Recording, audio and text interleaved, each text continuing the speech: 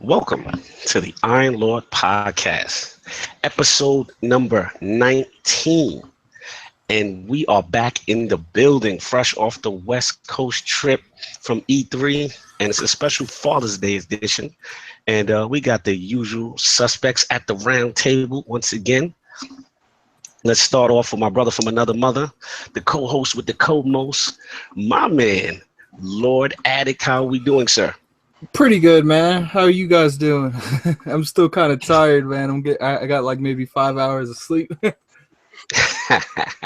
jet lag is real. Yeah, that, and I played XCOM literally half the night.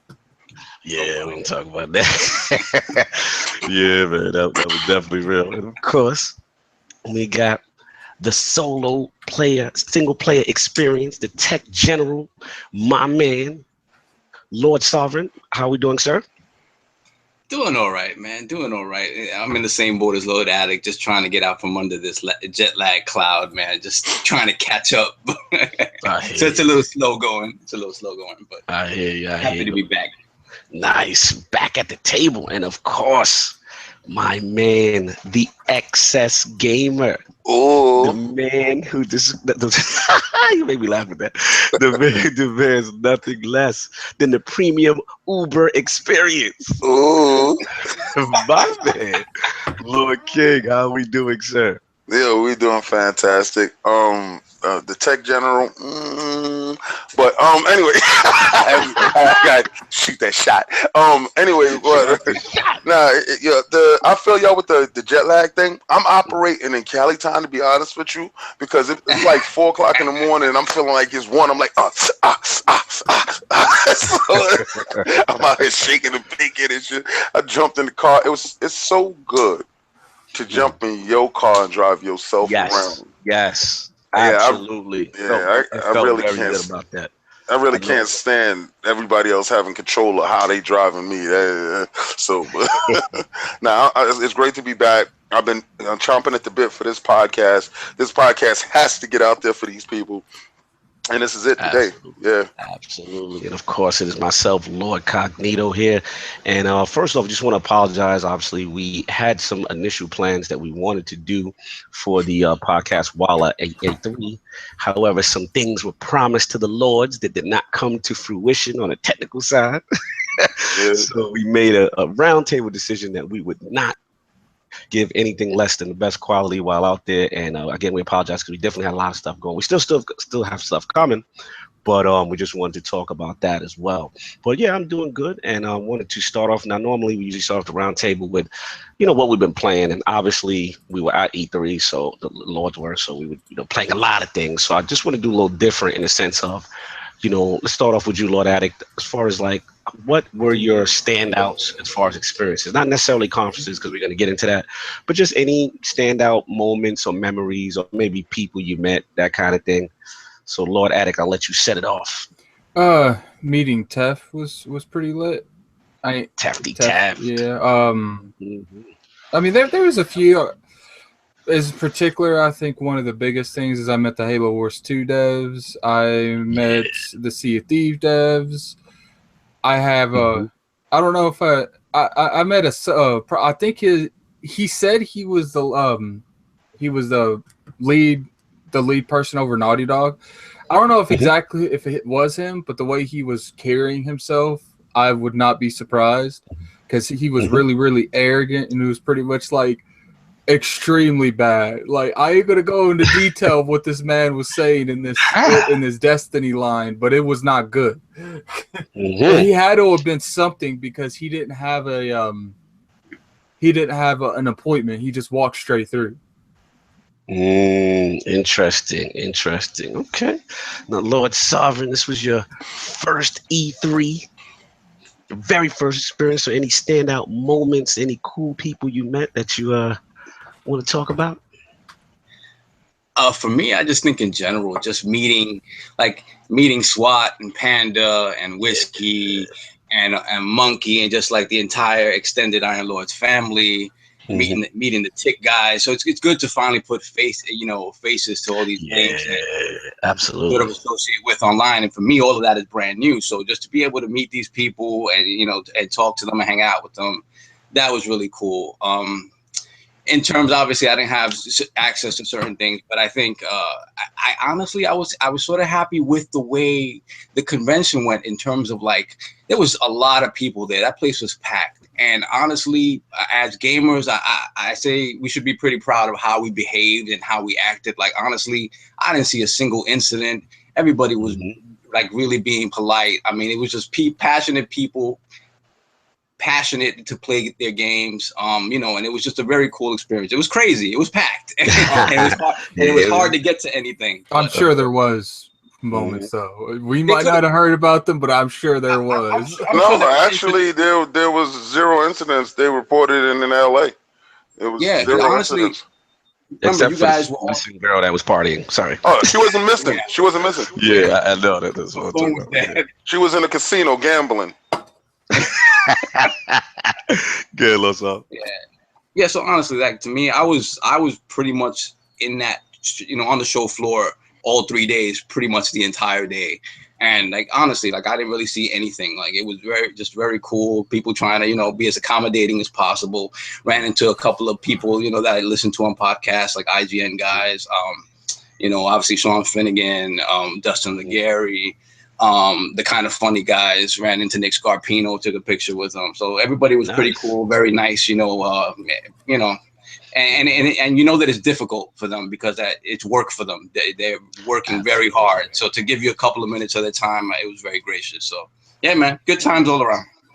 Dope. Lord King, you're no stranger to this E3 rodeo. How was your experience? Any standout moments? Any cool people you want to talk about? A lot of my standout moments were seeing the guys again from past Fanfest, linking up with some of our guys that we play online with and talk to. You know, same thing like SWAT, Panda, Monkeys. Yeah. Shout out to Hot Monkey Lovin' for really coming through and making it, you know, his own. He really didn't get a chance to see the actual convention. I thought he would have had a great time there, but he did come out to hang out with the Iron Lords, and it was greatly appreciated. My standout moments again was my conversation with Phil. Aaron Greenberg actually coming up behind me, giving me a hug and saying, "What's up? I'm glad you're here." That felt like really good. Like I was like, "Hey, yo," and Ed Boon, like. Caught him in the corner, and he was just chilling, and nobody was saying anything. And I looked over, and I said, "This is the dude that changed my fighting game viewpoint for the rest of my life." And talk about it. And I shook his hand, and I said, "Ed, is it okay that I'm 6'4". 200 and some odd pounds. I'm a very intimidating guy, and he's looking like you can take anything you like, basically." And it was like, I just want to take a picture with you. I'm so humbled by his presence, and he was just such a humble and gracious individual. And I took the picture with him, and honestly, that is probably my standout moment, because that was something that I didn't anticipate, something that I couldn't even dream of in my wildest dream. That I seen him just standing there without an armed security around him. He was just such a great individual, and I'm really appreciative for the hard work that he put in for his last game. I told him, and thank you so much for Injustice too, because it's incredible. Yeah, great game, fantastic. Yeah, fantastic game. Yeah, I mean, Lords, you guys are on it. I mean, you know, obviously it's not the first rodeo, but first I want to shout out. I got a lot of shout outs. The experience is always it's always fun to see, and just to see people's new reaction, you know, for their first time and stuff. But first of all, I want to shout out to the Microsoft team, because you know, for those of us who did have access to FanFest, Microsoft really puts on an amazing event. And it's so cool to be able to touch the execs, and there's no ego, and you're mingling around the people. You know, Kareem Saudry, I want to shout him out. You know, Aaron Greenberg was hilarious. He was in rare form, and it was always great to see Mikey Barr and those guys, and just to talk it up and just talk gaming. And you just see how these guys are just real appreciative. You know, as far as people I met. I mean, like Lord Sovereign was saying, just putting the faces. Shout out to all the TXR guys. Man, my man Inferno, we always chop it up. Southbound, I saw you this year. I remembered you, so I had to shout you out. Maka had some great talks with him, and Tim Dog, of course, the legendary Tim Dog. We chopped it up with all the TXR. We chopped it up with Tick. Cal Nicodemus, I met for the first time. Shout him out. Oh yeah, shout out to Nicodemus. You know what I'm saying? Like, it's just running into people and just, having those conversations. Also want to shout out to a couple of people I met at Fanfest, my Canadian team from Montreal, my boy Canadian Steve and Groovy Bird, because that was actually their first Fanfest experience. And there's nothing like being on a conference and just to see the wonder in people's faces. It was really amazing. And Deluxe City Girls, so many people. I can go on and on and on. But for all the people that I didn't mention, obviously, it was fun just to talk gaming and link it up with people and Fire Team Chat. The list goes on. I can go on all day. But shout out to everybody that I got a chance to get in contact with, that I either waited on a line with you while for gaming. And we had some fun, man. It was another good E3. So we're gonna get into it. The Lords have a lot to discuss, and we want to do this E3 recap edition right. So as we know, there was about 5-6 individual press conferences. So I want to save the big three for last. I want to save, Nintendo. I want to save Microsoft. I want to save Sony. I want to save them for last. And I want to get into, honestly, the third-party guys like the EA, the Bethesda, and the Ubisoft. So let's start off with Bethesda. We always know that they had a press conference and they had some things to show. So I want to get into what did everyone feel about Bethesda's press conference and their impressions. So anybody can jump in and jump on the round table and take it. Okay. I'll go in on Bethesda. I didn't get invite to their show. I mean, and their conference this year, and I would have loved to go to their party. I heard it was crazy. I rank Bethesda because the software companies, they're not going to be ranked in the hardware section. So I'm ranking Bethesda as a C. Because I felt that the show picked up for them towards the end. I know everybody's like, yeah, the Elder Scrolls Online and the VR. Yeah, the VR presence, thank you. Thank you for giving us games that we can actually play in the regular system in the VR. And I noticed that it was on the Vive. The Vive is the only VR system right now that is powerful enough and capable enough to facilitate regular gaming in that VR space. So that was, pretty good. I didn't get a chance to test it out because the lines on it was ridiculous. Their online card game, beautiful game. But again, this is watered down stuff that could be added to anybody's show. And I have a particular bias towards software companies making conferences because I feel they're unnecessary in the grand scheme of everything. And I think they're getting ahead of themselves, like as far as putting the cart in front of the horse by trying to have a conference. You're not necessary. So you get a C. And I'm not going to give you anything above a C because that inflates the ego. So, yeah, you warrant a C. And the little kid, you made a good point before I pass on. Your feeling is that, all right, because the argument could be made that, like, Bethesda was the one of the first kind of like to break off of the norm, right? And to have their own, press conference and stuff. So, like, and in the past, I would agree with you, like, I mean, actually, as of now, I do agree with you. But in the past, a lot of people would say, hey, man, that was warranted. But is it one of those things that you think they don't have enough content every year? Or, like, what is your main thing about, like, not liking the third parties to do their own E3? My main thing, instead of, and not to bleed into the big threes conference, my main thing is now it looks like you have the big three that comes down and poaches from these other conferences and takes their best game.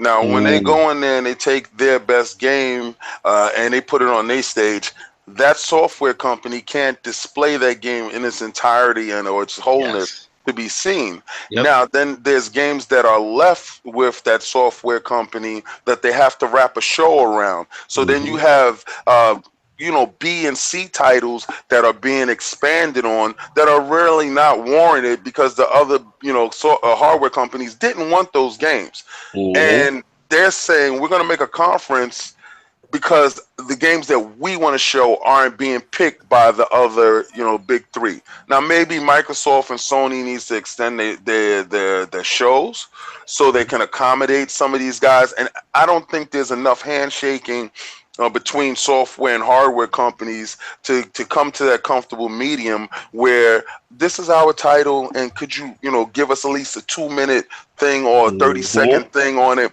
so that the world can see it. And that's where they spawn these little shows, the software shows that I'm particularly not a fan of. Gotcha. Okay, fair enough. I see where you're going with it. But is that what you got on Bethesda? You gave it that strong C? You get a C. Anything else will make them gassed up. They'll do it again next year. Okay, Lord Anchorman's not gonna be happy with us when he hears this. But I want to move it over to Lord Addict. But man, how did you feel about Bethesda showing this shit? Bethesda's was trash, D. Move on. Oh, Yep.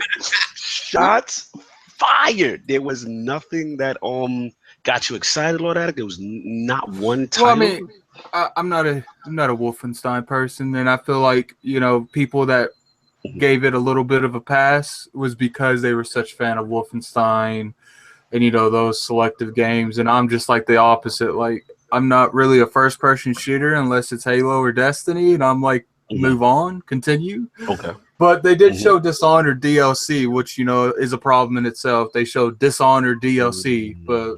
I feel you. That's what I mean. So some valid points there. Some DLC. All right, so what letter would you give it? Probably your score. Thank you. Cool. So you give y'all both. So we got both seeds from two lords. All right, Lord Sovereign. Let's see if you might break the seed tie. No, I don't think we're breaking anything. I would tend to. And I just say I'm rating them as a whole. I'm not separating hardware from software. So if we're going 1 through 6, this is number 6. They already gave an early preview of Lord Sovereign's right. So, a little early preview. Yeah. Sorry about that. That's okay.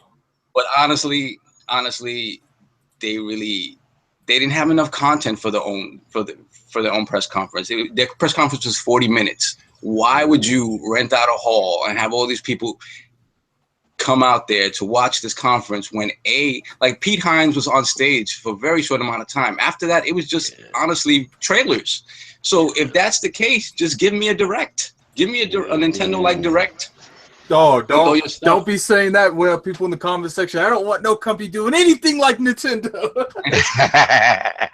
I hear you, but to be honest, that way you don't dilute the message. You put out what you need to put out, and people don't feel like they've just sort of been robbed when they're sitting there watching DLC for a game that came out last year, which is cool. It's fine, and honestly, the stuff that they showed was great, but it didn't warrant having their own presentation. It was very short. You would think, when they came out with Fallout 4 and they announced Fallout 4, they blew that out. And then they talked about Prey. So I understand having a conference in that respect when people are waiting for Fallout for damn near a decade. I get that. This year, which wasn't warranted. What they did show, though, I mean, obviously, Fallout VR, Doom VR, look amazing. Doom VR is probably going to make people puke, but that's okay. But that's what it's for. We got royalty in the chat, y'all. We got Lord Solid Rev in the chat, and he's basically saying, "What's going on? What's wrong with you guys not talking about that Wolfenstein and not giving it?" Wait, hold on. I'm getting there. My bad. This with the big stories. We hit Wolfenstein. No, Wolfenstein is my S. I love Wolfenstein, so I'm getting to it. Okay. I was excited. Obviously, Skyrim Switch is looking very good with all the Nintendo isms and the Zelda stuff in it. That's very cool. We knew that was coming. We were a little scared. I'll go with Skyrim VR. Sorry. Yeah. No, absolutely. I hear you. But for me, I've never played Skyrim. I'm gonna play it on the go. That's how I want to play it. That's how I'll consume it. No doubt. And then we get to the big two. You talk about Evil Within 2, Wolfenstein, the new Colossus. Evil Within 2. The first Evil Within was a throwback to original type of Res Evil. It was a little wonky, but it was very scary, and it was an excellent game. And then Wolfenstein, man, what they done with the New Order and the Old Blood, to go back, and the new Colossus looks amazing, absolutely amazing. So for me, those two could have been at a Microsoft or Sony press conference. Yes. I feel you. And yeah, I mean, not to cut you off, if you're done on that, I'll jump in. Yeah. Yeah, I mean, I think Lord King's making a good point, because it's like, I'll be honest, yeah, it was probably not one of my favorite conferences, the Bethesda one, only for the simple fact that I didn't like the pacing. Like, I felt like they started off with DLC. They started off with VR. With VR, they started with, VR is kind of hard to demonstrate in any conference, we already know, even if it's the most amazing thing, right? And then it's like, you're starting off with DLC, and don't get me wrong, I'm Switch gang to the core, but at the same time, it's like, that could have been better suited to just having it on, Nintendo stage. Yep. So that's why I'm with Lord King on that. As far as the heavy hitters, of course, Wolfenstein was lit and stuff like that. But I think what it is, Bethesda set the bar so high for past E3s. And I feel like, they had Fallout 4 debut on their stage and stuff like that. I think they had like just a plethora of titles. So the whole thing now is that I don't think they had necessarily the volume, and they try to do it with the whole motif with the amusement park and stuff. And for shout out to those who actually went to it, because I heard that it was amazing. Like, it was lit. It was fun. Me and Lord King, and Lord Attic went last year. And Bethesda, if you've never been to E3, they throw it. I'll tell you right now. You better go to Bethesda press conference. They throw M-rated shit, like alcohol. They throw a party, baby. They throw a party. You get the jug of the beer in your hand. The Elder Scrolls me and Lord King with the turkey legs looking like brontosaurus meat in their hands. Like, it was crazy. So as far as their actual show, though, the conference, I gotta agree with the Lords. Like, it was kind of snooze-worthy for me. Too much DLC. 1 or 2 titles that maybe I'm interested. I don't feel they had enough to warrant a show. And, hopefully, I don't know if this is going to discourage them from doing it again, because I think a lot of these guys don't want to pay the exorbitant prices for E3 booths. And I think that's what's happening right now. And they're just like, hey, I just feel like what they showed, they could have just put out YouTube trailers and it would have got the same effect. Oh, yeah, but something? Not to cut you, but I think they just do it for their after party.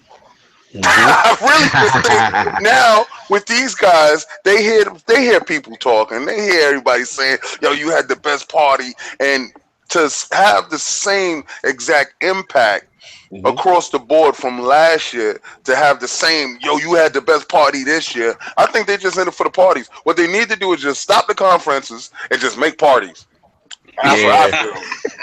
They good at those festivities. Man. Open it up to more people. You can indulge yourself to your heart's content at the Bethesda Conference. Those who don't know.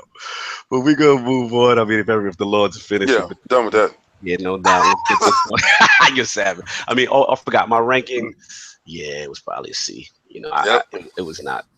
Nothing it was something I could have missed. Let's just put it. Actually, you did miss. Yeah, well, I slept through it. Yep. So anyway, we'll move right on, and next up to bat, we got EA, and obviously they had a big show. Look, we can all agree that that their showing was completely forgettable and trash, and we can move on to Ubisoft, correct? No, let's just give our rankings out. Let them bring it up, and you just give your rankings out. Let's talk about what EA showed first of all. So, Lord, let me set it off with you, Lord Sovereign, because unfortunately, Lord Sovereign did not get a chance to access that EA Play event. So I wanted to know what he felt about the conference or what was shown. Actually, I went to EA Play afterwards, after the craziness. I went a day later. So I went. I didn't get to see Nas and all that hot stuff, but I was in there. I took a picture with the Titan and all that stuff. So I was there. Okay, good. Honestly, in terms of the EA Play was cool. EA Play was cool. The fact that they did that, for people and let people play. The Battlefront lines were crazy as always, and the FIFA lines and stuff like that. So it's good that they had an event separate from the actual convention, so people can get more chances to play. Yeah. Because as we know, it was very difficult to play Battlefront at the convention. In terms of the press conference, again, it was just kind of weird. Like the Madden drummers in the beginning, like it was just like, what's going on here? Like, he wasn't feeling them down with the Patriots. Wasn't feeling the drum machine. He wasn't about that. Yeah, I'm about that, man. Just give me info. I don't need all this pomp and circumstance. Yeah, Tom Brady and the Patriots. So, I mean, again, in terms of a conference, another one that to me didn't need to exist necessarily. I get that Battlefront was their huge game, and the fact that they showed additional stuff to what was shown at like Sony's conference and whatnot. I get that they showed more, but they already had their own events separately. So honestly, they could have gotten away with showing certain stuff at Sony's or showing more at Sony's and not necessarily doing their own thing. I will say that Battlefront line was real. Oh no, it was crazy. That was bananas. It was like Zelda. It was long. You had to make reservations, and it was still a problem. Yeah, it was like Zelda last year. Yeah, but apart from that, I mean, the coolest stuff that I saw, apart from the Battlefront, was that that co-op jail escape game, A Way Out. That looked very cool. That looked very cool. But again, that looked like something that could have been on Sony stage and Microsoft stage. Again, FIFA, huge. The fact that, FIFA across the board is now kind of a Sony marketed thing. The FIFA for Switch looked amazing. Played amazing and looked amazing. And I'm not a soccer guy. And then, I made you go over this, but I was like, yo, touch the Switch version of it. Yeah. And that's what the Switch does. The Switch sort of it forces you to take a second look at everything. Like, you know what? It's portable. Let me give it a shot. Let me see what it is. And then he said, "Not me, not me." I'm here for the original. The Need for Speed looked great too. The Need for Speed looked amazing, like a return to form, and it taking on that Fast and the Furious formula. Also, I think it's a perfect niche for it. When you look at like Horizon. And Forza Horizon, and you look at true Forza in terms of Forza 7, I think it finds that perfect middle ground, and it looked really good. I saw it running on an X1X, and it looked really good. And that's pretty much it. I mean, Live trying to make another comeback. We all kind of know what that is. So hopefully, it looks good, and there's not much else to say about that. Well, I'll give you my take on it since I actually touched it. Okay. I'll give you that hands on. But once again, I don't think enough content to warrant their own. So this is my number 5 ranked out of 6. This is my number 5 ranked. Yeah. Jesus. All right. So no EA for you. All right, Lord Addict, where are you at with EA? Damn. No, it was straight up trash. Every game they showed was trash. The Ways Out was the only decent game they showed besides Battlefront and Need for Speed. I'm not a sports guy, so EA pretty much every year is trash to me. I feel you. Wow. I just feel like, they got so many talented developers, and they spend literally half their show every year talking about their sports, and I feel like their sports can get its own stream. Like, they don't have to waste E3 time. Like, it's not like people are really, gotten to the point where a lot of people have gotten to the point where they wait for it to go into the vault. So just do its own stream and focus on your core titles to build up your brand. I feel like Ubisoft's outshining EA the past couple years. Easy. We're going to get into Ubi. Easy. But let me ask you this, though. Like, all right, so Battlefront nor Need for Speed moved you in any kind of way? Well, I said besides Battlefront and Need for Speed. All right, so let's talk about those two. Give me your breakdown on those two. Need for Speed was interesting. It was more, Kid Smooth went at me because I said I was probably going to pick up Need for Speed day one. And he's like, so you'll pick up a Need for Speed but not a Forza Horizon? And I was like, yeah, kind of. Two different games. Two different games. Yeah, that's your lane. That seems to be your lane. And the Battlefront, did you get a chance to touch? Did you watch? Oh, I watched someone play it. They got to do a lot because I felt like the first one they robbed people. They legitimately went up to people at banks and just said, "Give me your money." So, you know, they used that name Star Wars and then took an inch and ran 2 football fields. Okay. So I mean, right now, like, well, what you've seen, obviously we've all been a little burnt by the Battlefront first one, part 1. But from what you've seen, like, you felt like, okay, this got promised though, as far as Battlefront 2. Oh, Battlefront 2 looks good from what I played of it, but like, I just, you know, when you compare it to the first one, obviously they had to improve on every aspect of that game to make it. And what's worse is the first Battlefront doesn't even touch in terms of content that its 2 predecessors have, and that's what made it worse. It's like you give us literally like 10% of the content that its predecessors have, and you want like $150 for the full experience. Gotcha. No doubt. All right, so that's what we got from Lord Addict, Lord King. I know you've been sitting tight, holding on. I know you have a lot to say. I saw you roaming around them EA booths and getting it with certain other podcasters. Shout out Kids Food. Yes, Kids Food. I hope you're listening.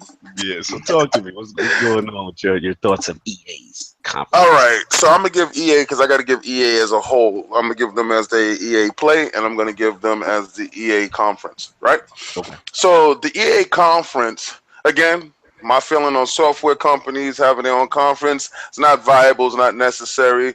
Put it out in a Nintendo Direct type of thing and let anybody consume it however they want to consume it, because again, you're wasting people's time. It's not necessary.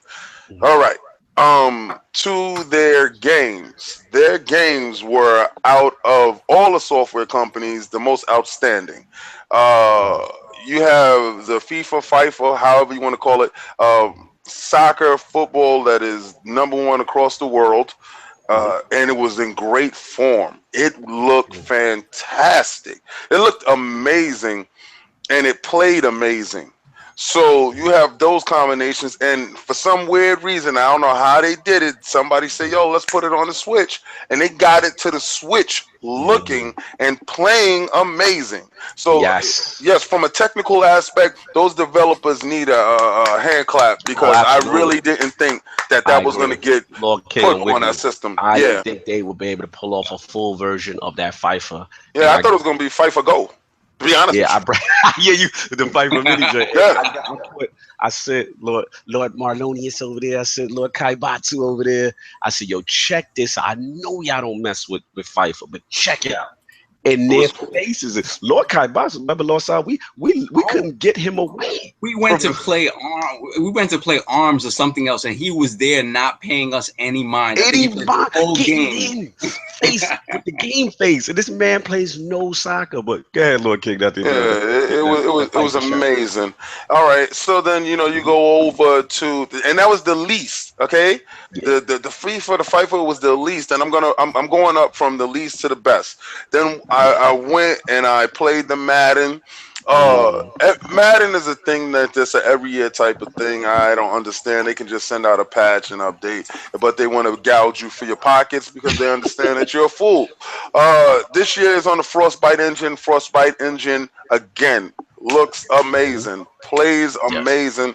It has a polish and a finish to it that it didn't have previous years. The control on the characters feels spot on. A little hit collision, they have to fix that, and they explained to us that what we was playing was a pre-alpha build, so that stuff should be rectified before the game releases.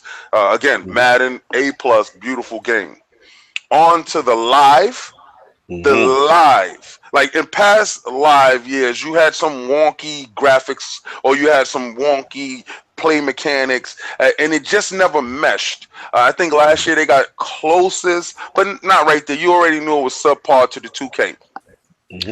This year, in playing that game, is indistinguishable from the 2K from the standpoint that the playability and graphics meet at that same apex, and it makes it a viable option to purchase this year. Price point is key. Yes. If they want to do what they have the chance this year to do what 2K did to them. 2K had a $20 price line that forced gamers to stop looking at live and stop looking at Madden and look over at this $20 game to give it a chance to grab the mind share of the public. And once they did that, that's how they became the juggernaut they are, and they were able to raise the price sequential years after that. It just kept going. Yeah. So I think that the price point is key. I think a $29.99 price point for said game is very viable. Put it inside EA Access so people can get a chance to touch it. I'm buying the game day one, but after what it is when I play the demo, I'm gonna beat the brakes off of Kid Smooth. Go ahead and state the bet. Okay, so Kid Smooth and Lord King got into a game of live, and Kid Smooth again is like the Kovalev of this. He has the excuses. And I'm the Andre Ward of this, and I just give straight knockouts. Oh my Lord. So he doesn't know me in the sense of game playing. If you listen to all the Lords will tell you that be careful for the mind games that Lord King plays. Lord King will make you believe you're his greatest friend, his ally, his comrade, and at the end of the match, when you've lost and you thought you and your friend had a good game, that's when the demons come out. So, Kid Smooth found out the hard way of how King Tactics work. And then he further entrenched himself in King Tactics by making a deal that he will buy me the 100 and whatever. And EA do the $150 bus off. So I want the $150 game. I have to beat him in 1 quarter. 1 quarter. This is how retarded or ignorant the bet is. He didn't say beat him in a quarter by leading by score.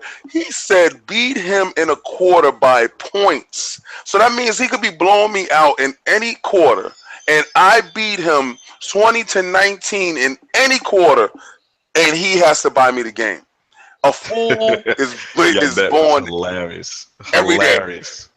Video footage is up on Twitter, Instagram, Facebook. It's up, and if you need that footage, I will shoot that to you directly. It is something that is worthy of your viewing pleasure. And then from there, I'm going to the Sims 4. Sims 4. Beautiful game.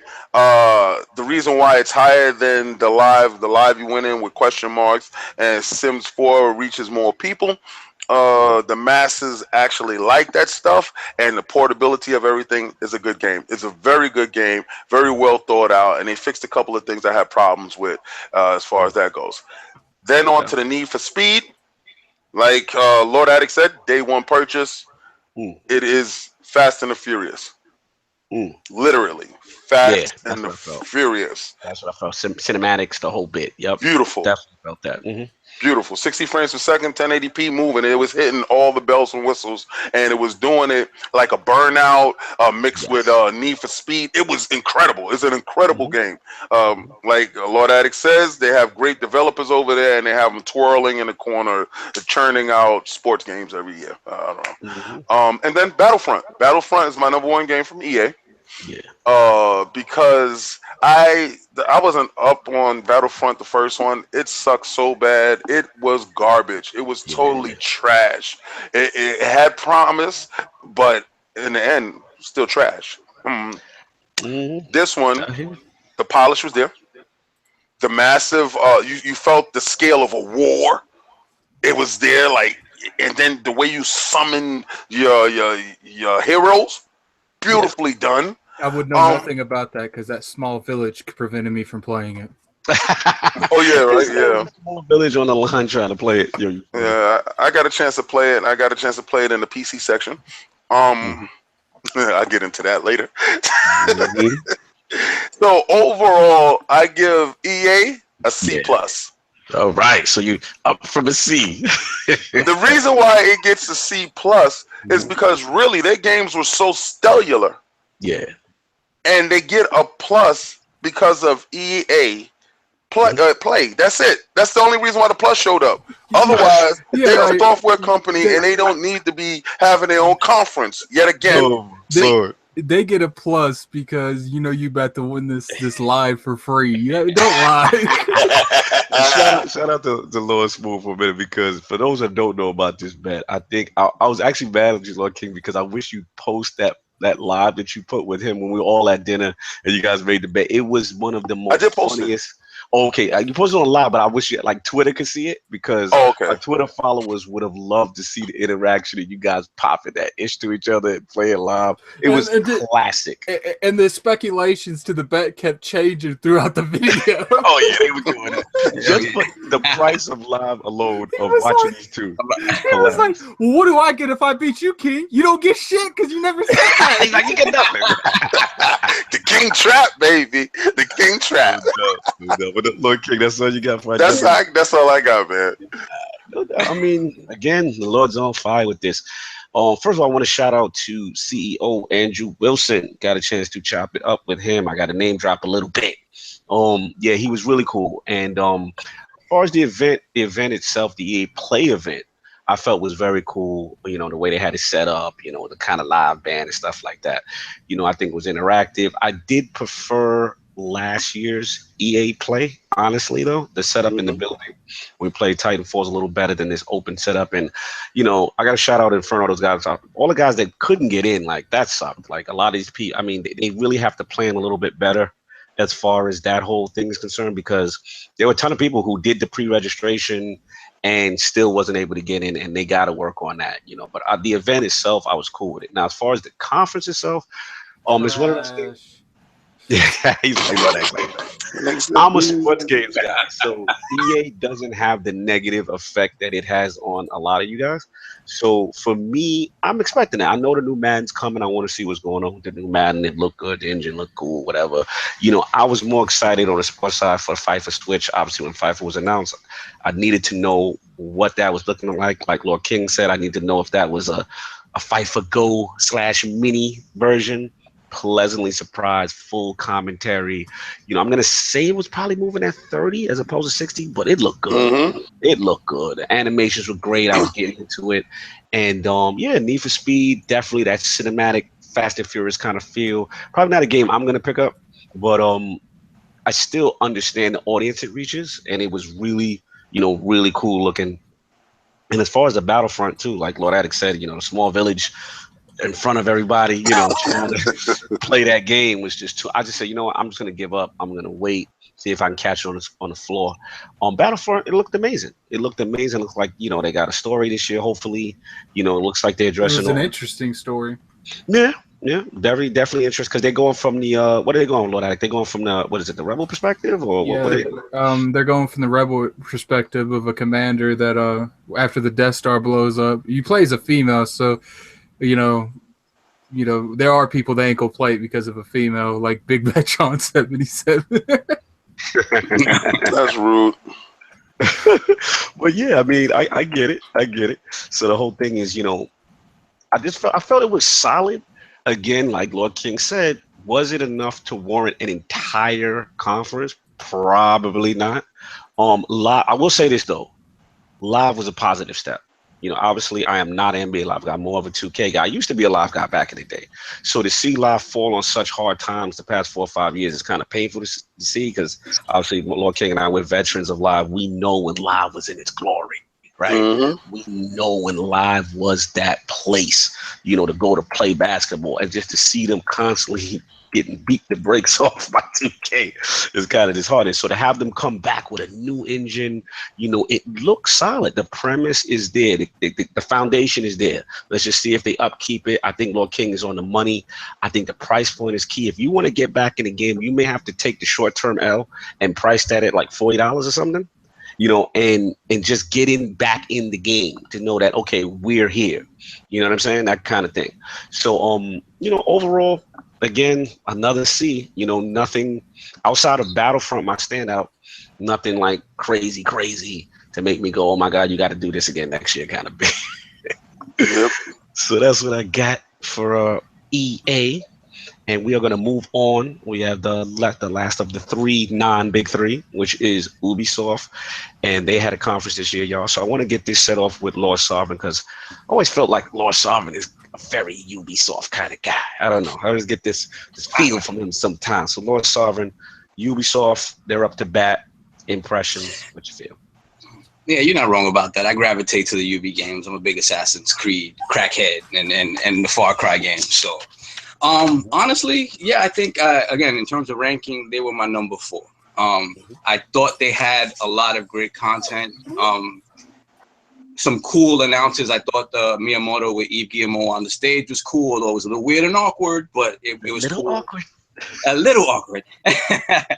Language barrier, especially. That's good. I thought that was yeah, absolutely. It was just a little weird, but you know, it was cool to see them on stage together. And Mario Rabbids, that game that everyone was worried about, turns out to be something that everyone is excited about, and we're getting it very soon.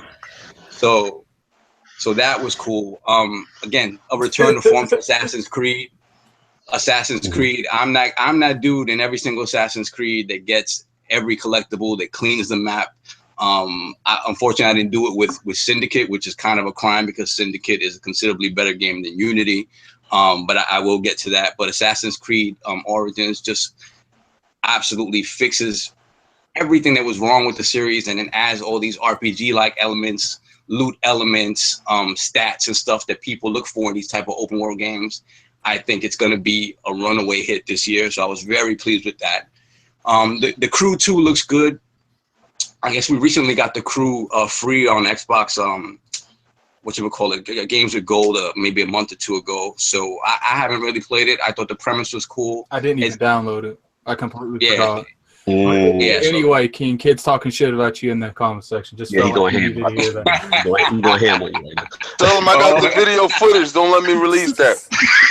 Don't let me release that footage in the streets. It looks salty on you. I suggest you stop doing the Kovalov. Be humble and just sit down and be humble. Lord King has the James Comey footage. Yes, man. Don't let me get you impeached, bro. Continue. All right, so the Crew 2, it seems like they improve upon that premise somewhat. It'd be interesting to see what that is. South Park, obviously, everybody's excited for, and hopefully it will come out this year, as they said. Skull and Bones, again, taking that Assassin's Creed Black Flag premise of the sailing and kind of blowing that out. I'm interested to see if there's more game than just that, because I'm not quite sure if that will hold up as a game on its own over the long term. It's pretty though, and I'm sure they polished it. But then pretty choppy. Yeah, but you know, it'd be interesting to see what that game turns into. Far Cry 5 looked great, ran beautifully. On the show floor, I saw it at Ubi's booth, and it was running on a Pro. It was a little hitchy, but I'll be playing it on an X, so I'm good. I'm sure that'll be cleaned up a little bit. And then for me, honestly, apart from the Assassin's Creed, the fact that they finally came out with Beyond Good and Evil, and it was like, you know, I cannot wait to get to this part. And the fact that they, you know, after all this time, they come out, they make this emotional announcement, and it's really, it's trying to live up to the hype of a game that's been kind of up in the ether for a decade or more. I mean, so the fact that they're taking the time to try to make that a reality is special. They had just enough for me to warrant a press conference, just enough, especially with the Rabbids and whatnot. But then they're my number 4. They're my number 4. Giving those previews to those rankings early. Don't just give us the letter. Give us the letter. My bad. So good. What letter you give? What letter you give? A to D. I would give it a B-. Wow. B-. I mean, and we'll get into this later, but for me, again, E3 means showing me something I'm not expecting. You know, I'm not going halfway across the country to be regurgitated stuff like that. I don't want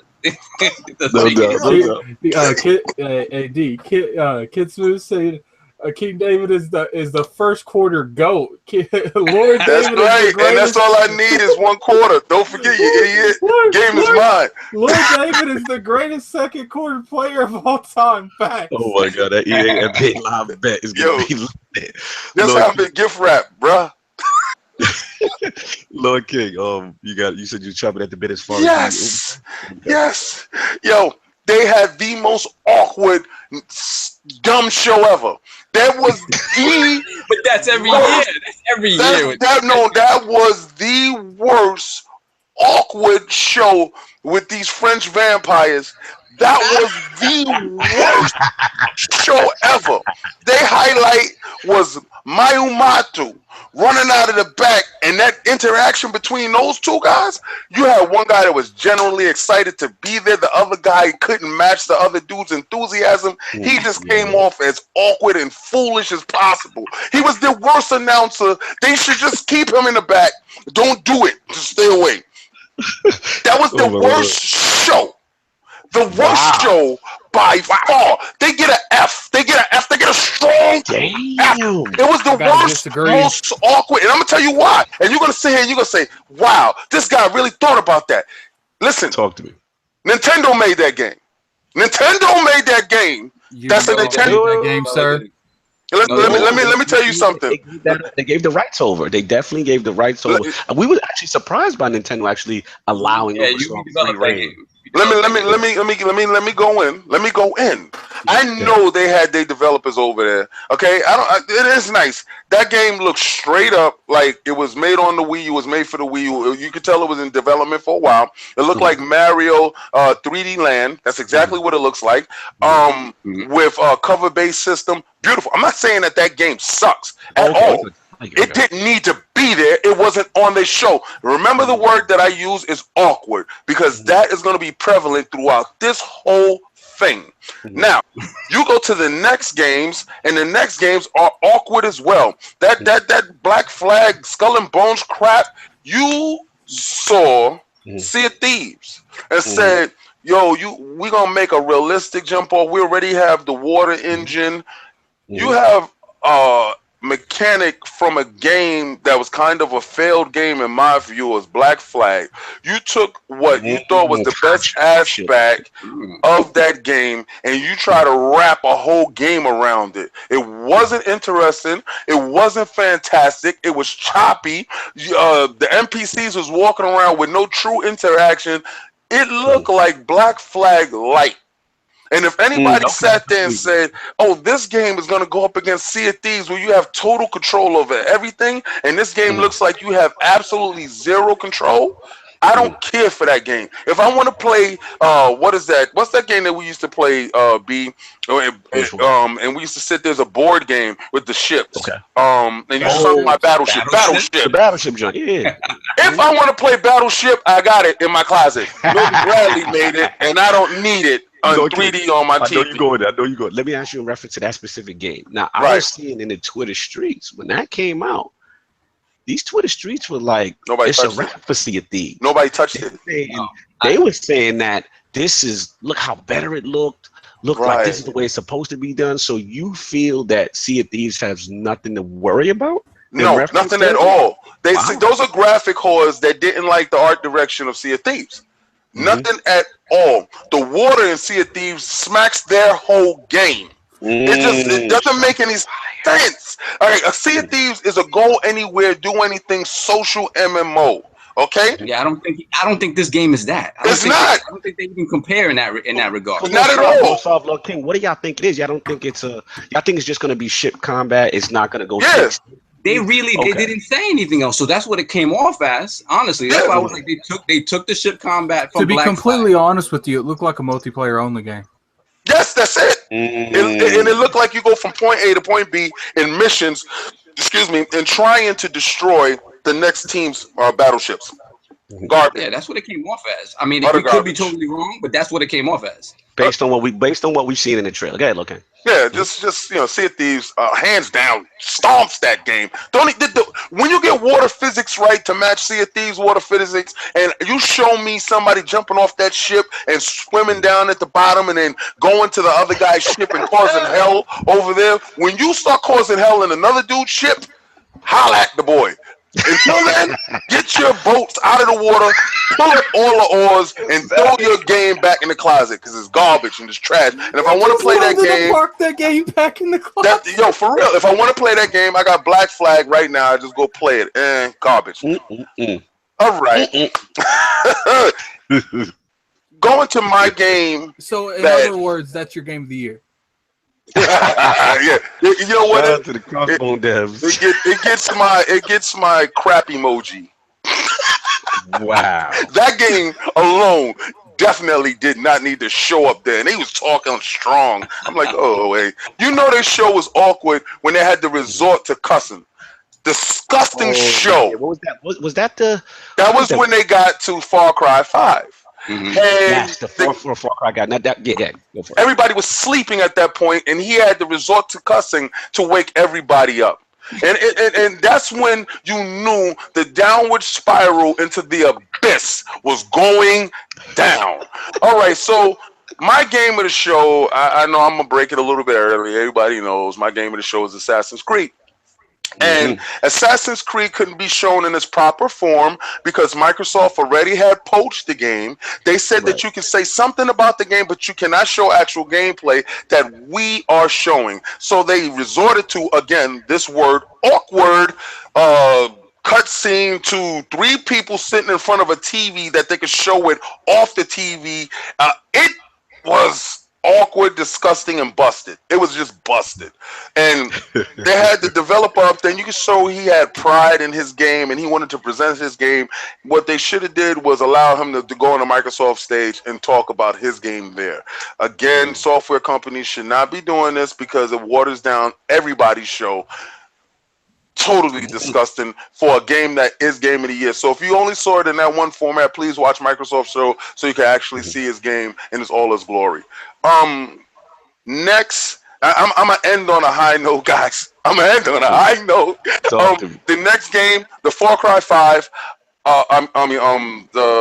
That game looks really good. It was Far Cry. We know Far Cry is gonna look good. We know Far Cry is going to play good. And being that Far Cry 4 and Far Cry 3 started off with beautiful story, we know that this story is going to be engaging and is going to push boundaries. Okay, we know that. So that's not something that is far-fetched. Again, that game could be showed on Sony's or Microsoft stage, and it would have the same exact effect. Besides the cursing. So the guy was probably upset that Sony nor Microsoft wanted to pony up to put that game on their show stage. So he came out and he had his curse to wake everybody up. Yeah, you want to rant? I gotta wake everybody up. Like everybody was snoring. Everybody was snoring in their show. If you get to that point, everybody was asleep and he cursed. He said, "Yeah, I said it. I got the reaction."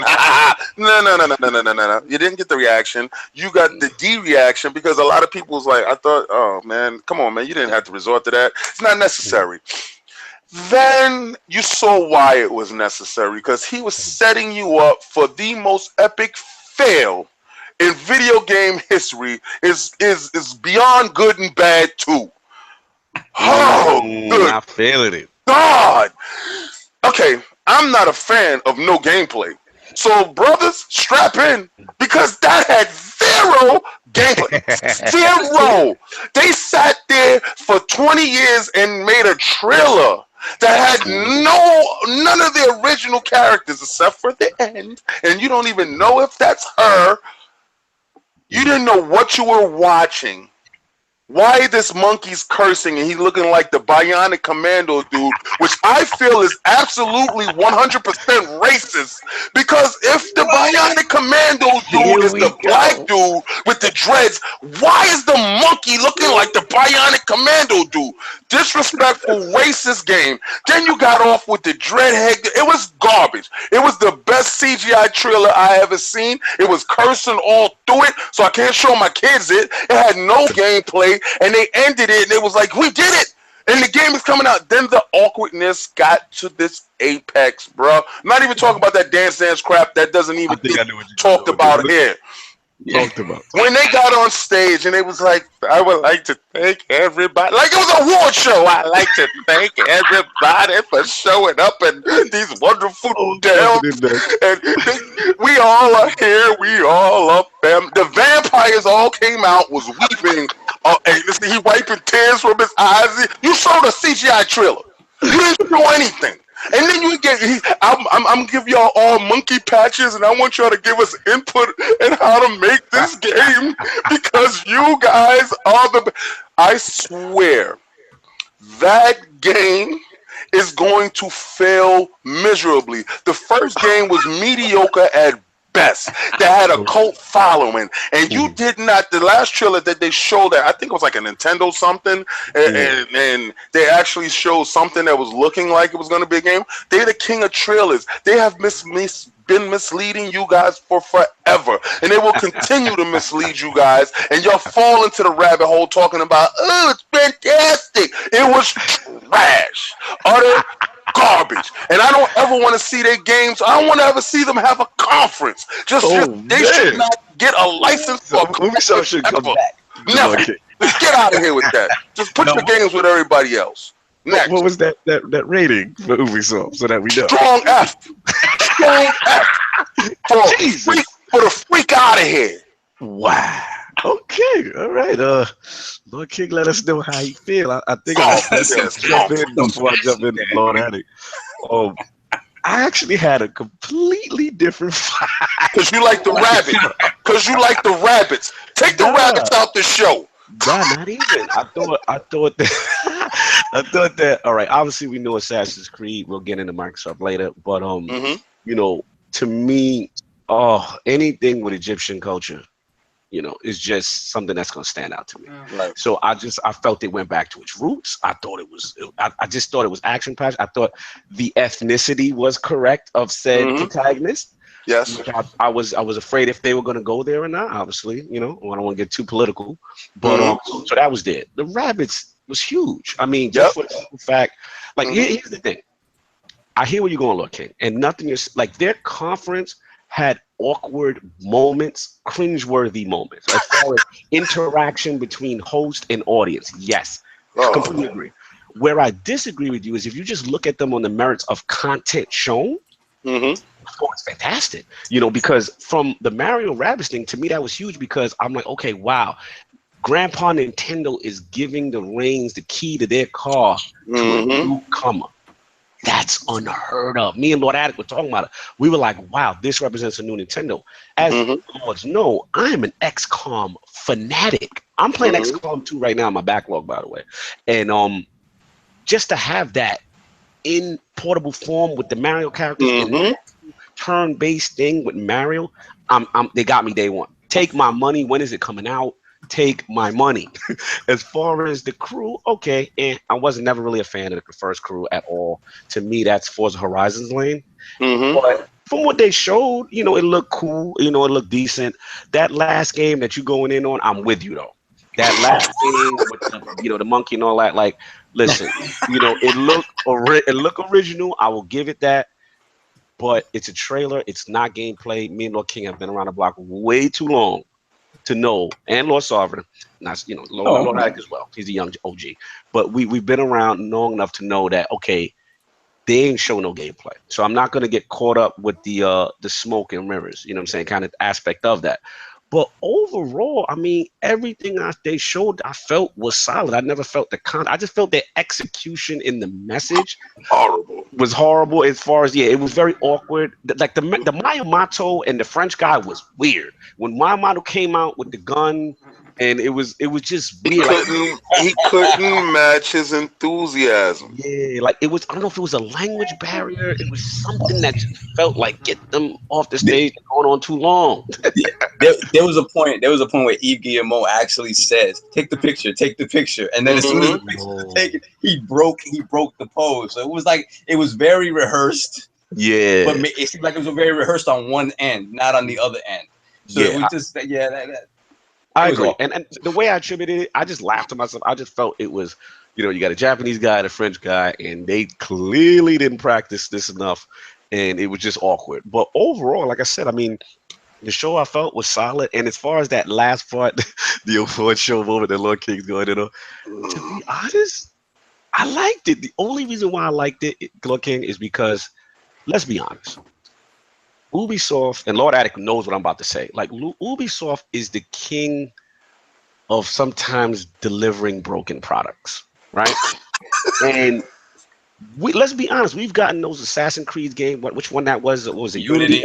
Division server issues. I mean, the hacking and stuff like that. As much as these games, like, Ubisoft makes great games, but it's like they always have some weird issue, and then the player count drops off, and it's always something with them, right? So to me, I felt that it was like their little Mia Culpa. Like, it's all about the gamer.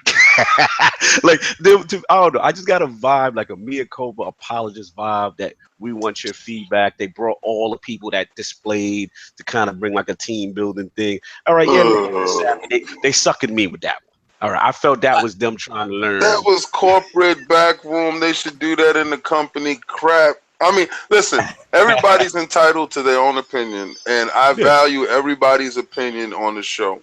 I'm not saying that the content that they showed was trash. They had very good games that were standout games that could have shown on, like I said, with every software company, could have been shown on everybody else's show. Oh, absolutely, and that goes to the main argument, which is what we would continue to punch, is that, these third parties don't necessarily need to have that, because, like you said, it pulls Assassin's Creed away from what it pulls Mario away from Nintendo. It pulls things away, and I hear you. And then, as we even forgot to mention, as far as the EA with the Anthem, I wanted to get back on that real quick, because they had to tease it and then be like, wait for Microsoft stage. So it just took the thunder of it. So I'm with you on conferences doing that. But overall, I'm surprised a little. I gave it about a B minus. I'm gonna lock into a B. Okay. I actually did like it, and I felt this is Ubisoft turning the corner. But Lord Addict, I'm very curious about your ranking and your impressions of Ubisoft. I actually liked it too. That's right, Lord Addict. Let's go, baby. Let's go. I felt like they opened it good with they opened it pretty decent. I felt like, the pacing wasn't the best, but it wasn't the worst at all. I felt like they showed, for the most part, solid games. For when it comes to conferences, I try not to rank them too much on who's hosting, but that, I don't think we're going to go into it. I felt like every host needs to be that PC dude. First of all, I forgot to say, shout out to the PC gaming show. Let's give them their own thing. Let's give them their own thing. We'll give them because they really deserve it. Whatever that, we got to get his name. I would love to get him on the show. He is the most amazing host. I'm glad you brought that up. In any video game format. I don't know how this guy have multiple jobs. That's how you do a show. I'm going to get his name. But whoever watched the PC gaming show, if you're in the chat, please type what that guy's name is, because I definitely want to follow him and give him a salute. But go ahead, Lord, back to you. But, they showed solid games. And, obviously when the crew showed up, I fell asleep. And, there's certain games that they launched that, out of all the third parties, I felt like they had the best by far. Because EA spent half their show talking about nonsense. Bethesda didn't even really show up. They showed up halfway. They spent more money on the after party than they did their conference. And I felt like Ubisoft was the only people that showed up and was like, look, we got games. Like, if you don't remember, the Ubisoft conference, the Ubisoft area at E3 was packed at all times. Yeah, because they had these idiots on the stage dancing. That's all that was. You wanted to see how foolish they can make themselves look. But Lord King, if we go rank it when we was at E3 on the floor, right? On the floor. You know what? I'm not gonna front. I'm not gonna front. Listen, I can't.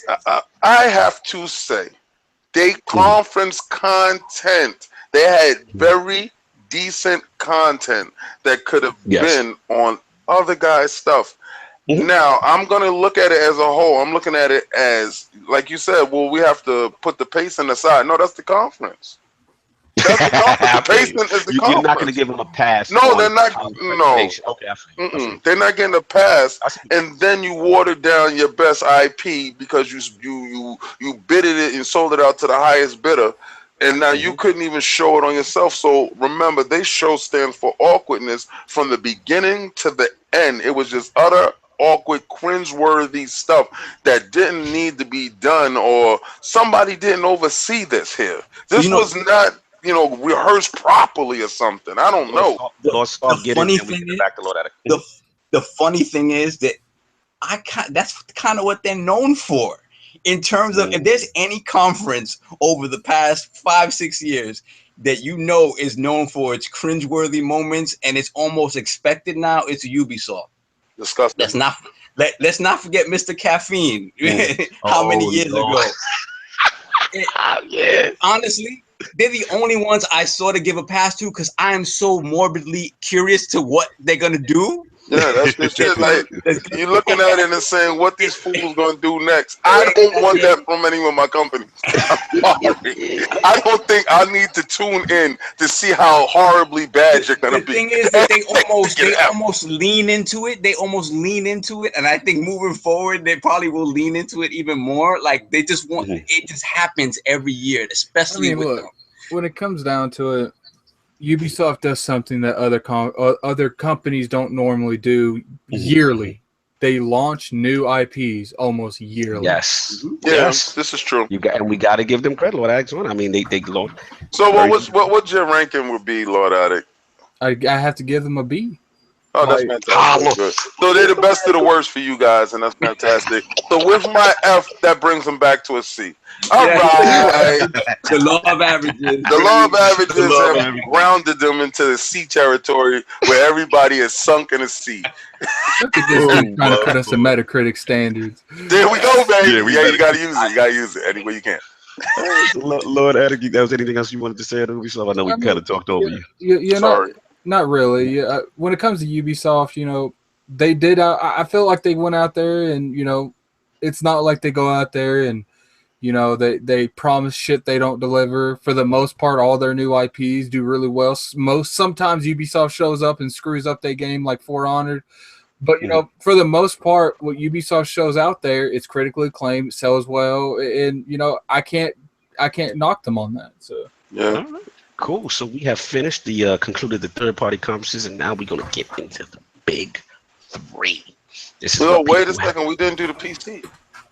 Oh, you know what? Lord King, you are correct. Yeah. Before we even do that, before we get into the big three, let us go with the PC con. Let me set that off. Honorable mention, yeah. Honorable mention, because you know what? This was my first PC conference ever. I didn't even watch that shit the past couple years they did it. Yeah, to be honest, as most of the lords know, and to the to the audience, I'm not a PC gamer. Console is my preference. It's just that's the way I'm wired. No disrespect to the master race in any form. I know you guys are out there with your rigs doing it hard. So when I was invited, it was an honor. And to go and experience it, and I was just like, now I heard their past show was not good. So let's get that out. Let's give me a caveat. Yeah, last year's was this show was lit. Again, if anybody in the chat knows who the host of the PC gaming show, it was better than all the third parties. But he was engaging. He was funny. He knew what he was talking about. He was not a corporate shill. He actually played these games, and you can tell the passion showed. Loved it. So as far as what was shown, there was a lot of, number one highlight, let's get it out the way, XCOM fanboys in the building. When the XCOM 2 was announced, the DLC, expansion pack, I lost my mind. I felt there were a lot of cool games that were shown. There was a Switch game that almost looked like it was almost like a cross between Advance Wars, and it has this 2D art. So Lord Whiskey knows what I'm talking about because we were going crazy on that. Age of Empires on the show was debuted. I honestly felt that the PC show actually went in depth, and I don't want to touch too much on Microsoft, but they went in depth with Microsoft titles a little bit better than Microsoft themselves did.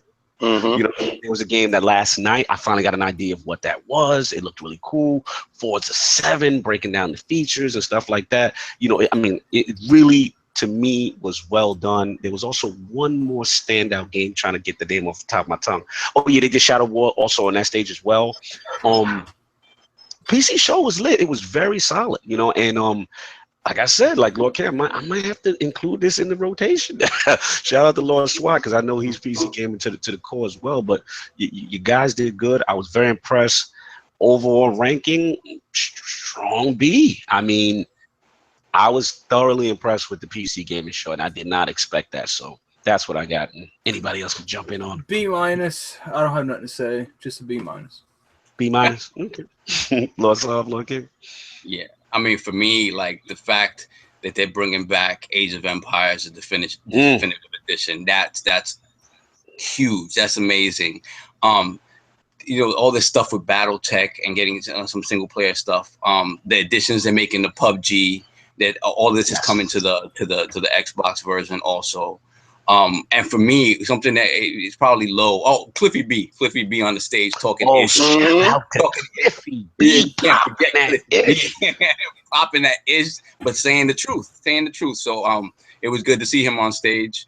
And for me, my little lowdown thing, Clay Entertainment for me created one of the best stealth games ever in Mark of the Ninja. And their little RPG coming out now, Grifflands, has me very excited, because again, I'm not a big Don't Starve person in terms of the survival gaming genre, but that Mark of the Ninja is one of my top games of all time. So I'm interested to see what Grifflands is about. And yeah, again, it was very solid. It moved briskly. The host was amazing at that, at moving the show along. And again, all the geek stuff with in terms of NVIDIA and the Intel stuff with the new processors. Yeah, man, they for people who love this stuff, they hit it out of the park. Nice, Lord King. Yeah, Lord King is he's so overwhelmed in silence of the PC. No, it was he had went in and out just then. No problem.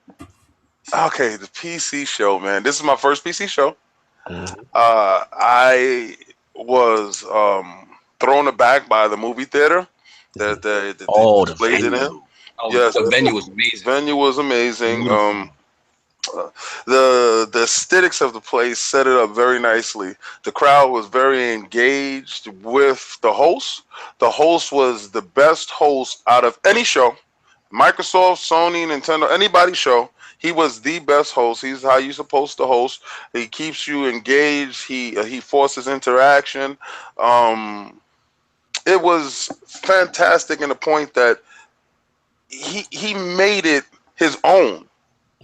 Even when they fumbled words on the stage, he looked over to his co-host or whatever developer that was there, and he helped build it and had that excitement going. And he kept, giving you key. You cut out a little bit there, okay? Because I think he was phenomenal.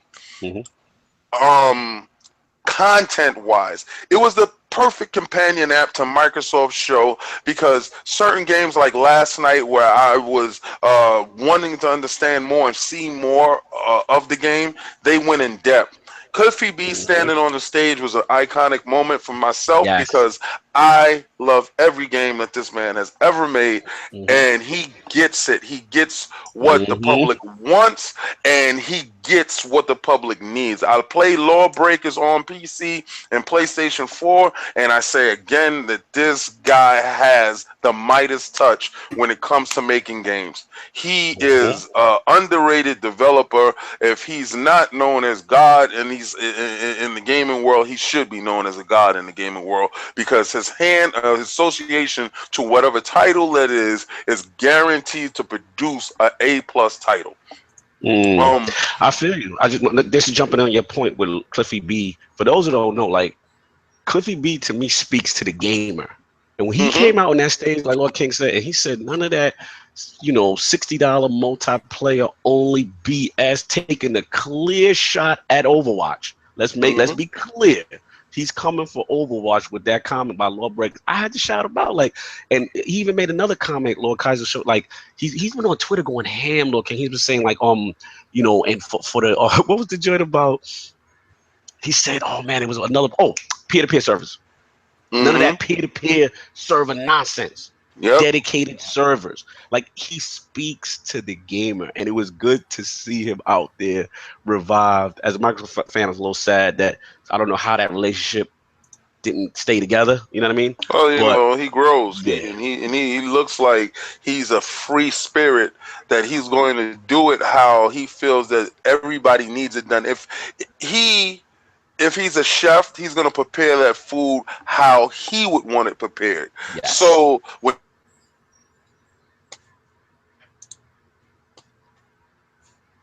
King cutting out. Oh, I'm cutting in and out. Yeah, now you're back. You're back. I'm sorry. You said the chef got you right at the chef the way he would want to get prepared. Yeah, like, you know, he makes sure that he gives you his product how he would want his product, so you know it's going to be a quality product through and through at all times. Microsoft, with the Forza 7, the fact that they was able to show Forza 7 on the PC show. Remember, I honestly think that this whole Windows 10 PC stuff is a boon for us when this Xbox X comes out, because the games that are shown and the games that were played at the PC show, they went in depth, and these was a lot of Microsoft titles. So if you're a Microsoft fan, look at the PC show, because the PC show ended with a great IP from Microsoft, which was Age of Empires. Now, out of all the shows, and this one, you got to say PC is the hardware, software kind of amalgamation of the two. I will give that show a solid B+, because of content. Yes. Crazily because of the host, because he kept me engaged. I did not fall asleep. I was enthused with every title, even if I didn't know what the title was. The Ooglets, that game that Microsoft showed, and they went in depth. It was beautiful. It was what's that, Harvest Moon from Nintendo mixed with what's that, Viva Pinata, yeah. with Adventure Time. It was so much mixed into one beautiful game that they didn't get to explain it on Microsoft stage, but these guys did. They took the time out for these little indie games. Absolutely. Then brought the devs out for each game, sat down with them, really engaged them, asked them a lot of questions. It was a great show for the gamer. Like, if you're a hardcore gamer and you're a fan of these games, I'm with you, King. Like, there's no way you could not have been impressed. So, definitely, man. I agree. Don't be turned off because it says PC. Don't be turned off because a lot of these PC games are catering to the console gamer because they have controller functionalities. So, a lot of times you can take your USB controller or your Bluetooth controller and you can play these games. Don't be turned off by that word PC. I know it has become a little stigma, but give it a look, because I think the PC worm has turned, that it's starting to become indistinguishable, and this is mainly because of Microsoft, between the console and the PC gamer. We're coming to a point where soon it's all going to be one universe, and I'm very pleased at that. Yeah, definitely, man. I'm definitely glad we got it. Shout out Lord King for actually mentioning me, reminding me to throw that PC in there, because that was a worthy mention. So we're gonna move on real quick, unless everybody's got everything to say to PC, and we're gonna jump right into the big three, and I'm gonna set it off with Grandpa. Grandpa Nintendo had a direct. They did not have a traditional press conference. They had a direct. So I'm actually gonna start it off with Lord Attic. Obviously all of us here are Switch Gang, but we want to get your impression specifically because I know you were not happy with the previous direct before E3, Lord Attic. So I need your impressions of Nintendo show. Yeah, well, I enjoyed, for the most part. I felt like Nintendo, they kind of had the best pacing of them all. Like, it's amazing what they showed in 25 minutes. It's crazy what they showed in 25 minutes. They showed a lot of, people are like, oh, they only showed an emblem of Metroid 4. That's bullshit. We needed more. I'm like, look, That's all anyone ever needed. And what kills me is like you get people like, and these are the same people hyping up showing a 40-second trailer for The Last of Us 2.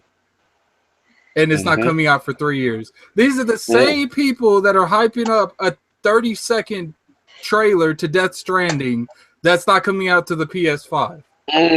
So, you know, I get where people are coming from, but, you know, when it comes down to it, you know, a lot of Nintendo fans felt like they gave up on that brand entirely, you know, because they never talk about it.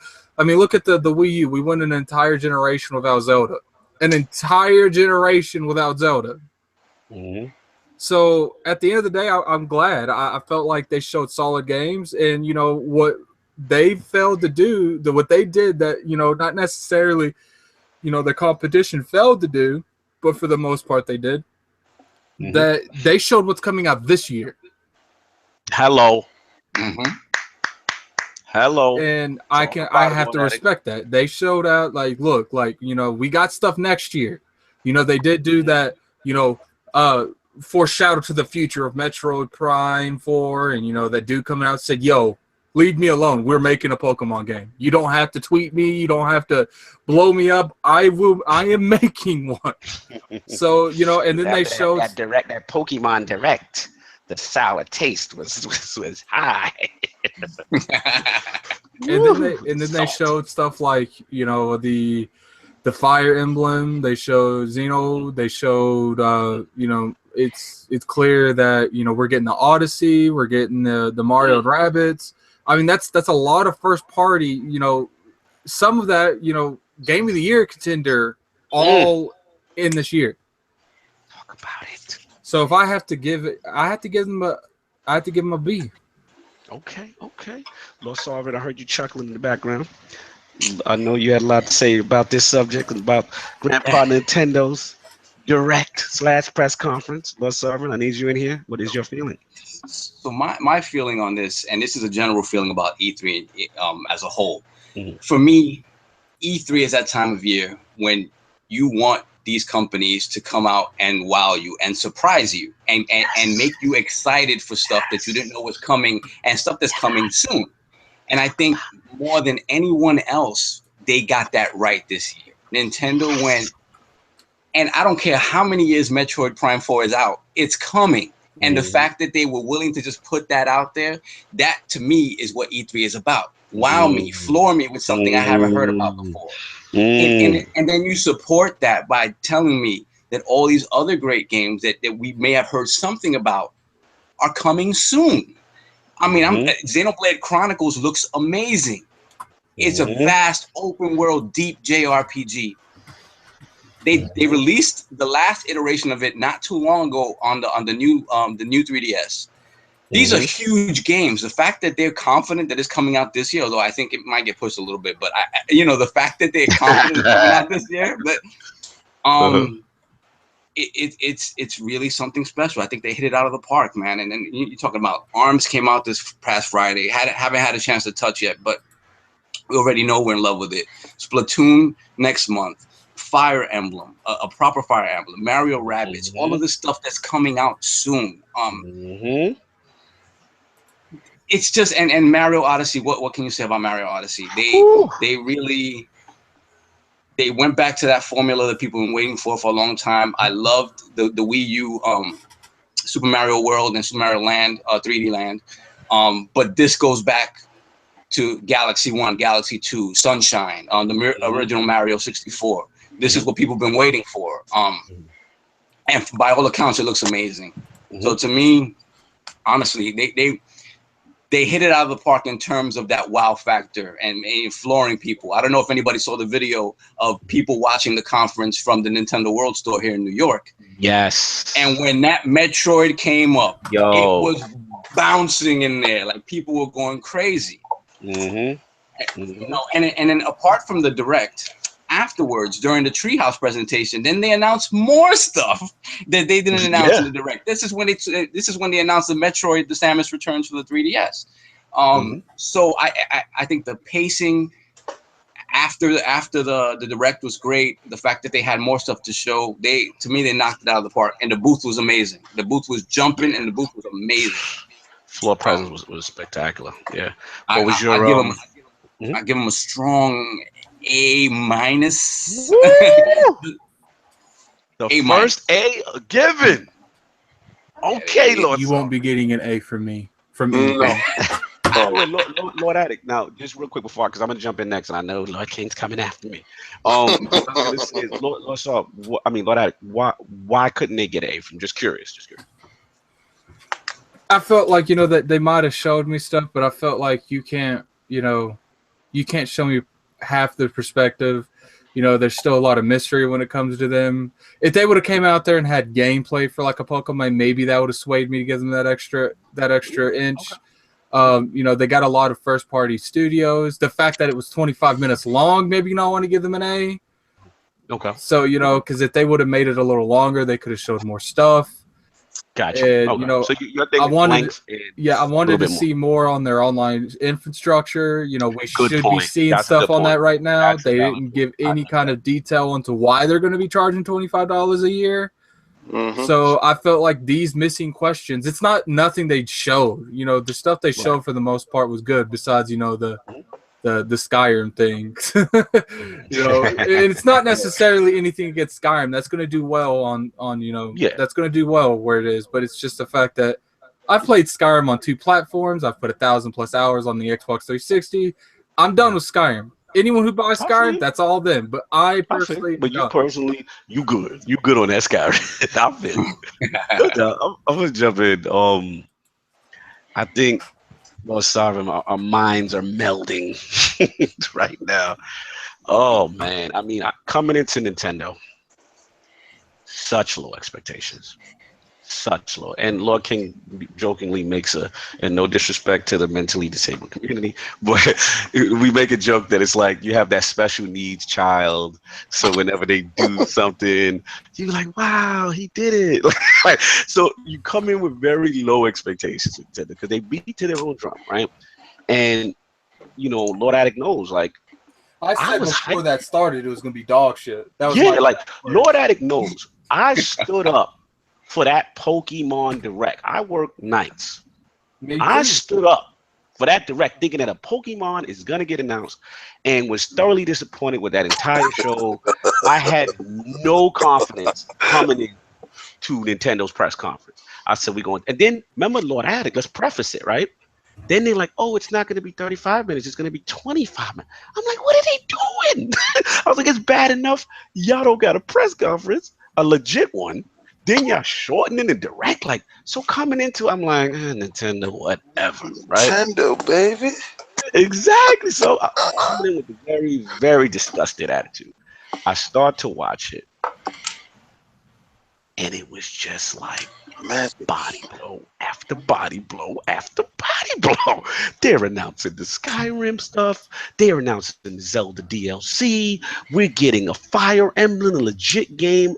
I've never played a Fire Emblem game, I'll be honest. Mm-hmm. The art style of that game is tremendous. It almost reminds me of a Fantasy Star / Wild Enemy anime kind of thing.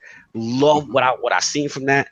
Xenoblade, good Lord. That game is day one. I can't even believe that's running on them. To me, it's like I saw it on the floor as well as Direct, and that game looks amazing. Mario Rabbids, icing on the cake, we already know. That's a huge step for Nintendo. I mean, it was just body blow after body blow of games. And here's the key for me. All these games are coming out this year. Like, I'm sitting there, I'm like, okay, Super Mario Odyssey, October. I'm like, Rabbids, August. I'm like, okay, this lineup of steady content. Not to mention the indies that's going to be sprinkled in all year. And we're not even talking about the indies. We're not even talking about the past Direct where they had the Payday 2. They talk about they dropping this year, the NBA 2K, the fight for all the third parties in the mix of this. ARMS drops after the show. Right then and there. So I'm sitting there, Splatoon 2, all stuff that we kind of knew, but if you look at them as a whole, for 2017, almost every month is a heavy hitter in some regard. So I'm sitting there and I'm like, wait a minute. They've got the most content this year. It's not even a question. Like if you go, you put their monthly lineup versus everybody else's monthly lineup, they have a banger for you, whether you like it or not. If it's not your cup of tea, I get it, but it's a banger for that community. You know what I mean? So just looking at it, and I'm just like, I can't believe it. In 25 minutes, I'm left sitting there. Wow. Yeah, like, so for me, I'm a surprise. It was by far the best show for me. It was by far. Now, was it perfect? No. I agree with Lord Attic. Yeah, we would like Nintendo to have a traditional press conference. we would like. I feel like if they'd have a traditional press conference, it'd be worse. Yeah. I think the weirdness would be crazy there. The weirdness would probably top. I think this format of the direct works because it's concise. It's like, here's this game, boom, here's this game. Let's go. We're Boom, going home. You know what I'm saying? But the only things I left negative that I'm gonna deduct points was, like you said, they didn't go into the damn party chat thing. We needed to go into it because, as Lord Act on his channel, Nintendo, what the hell are y'all doing? You know what I'm saying? So we need explanation on the app functionality, all that foolishness. Also, we've been screaming in past prediction shows as far as just, how can I say it? Like, virtual console needs to happen. They kind of announced before that they were going to do that whole, almost like a games with gold, where you get a Nintendo game or old NES game with full online functionality, which is cool. It would have been nice to be on the stage, and that's why I think having more time would have gotten that out. But overall, I can't front, Lords. I'm giving them a strong A-, man. I was thoroughly impressed. So I'm gonna get my drink now and brace for Lord King's destruction of Nintendo. And Lord King is up to bat, and I know he has a lot to say. Lord King, the floor is yours. Hello, everyone. And this is the part where, I reiterate something that Lord Cognito said. Special needs. Handicap, if you will. This is not a big 3 type of race. This is only a big 2 race with the handicap Olympics on the side. Switch. Beautiful system. Let's keep it real. All these games that we're getting are Wii U games. They were either put on hold or put to the side and then started back up. And it looks like Nintendo has all this wonderful content. Okay. You have this Chrono Xenoblade. Yes! It was coming out for the Wii U. You have this Mario game. Look, it's ready to go. It was coming out for the Wii U. You have this Zelda game that they had to put on the Wii U because they probably made so many ROMs of it that they couldn't just put it out for the Switch. Not saying that the content wasn't great. The directs are very controlled. Nintendo likes control. Nintendo are control freaks.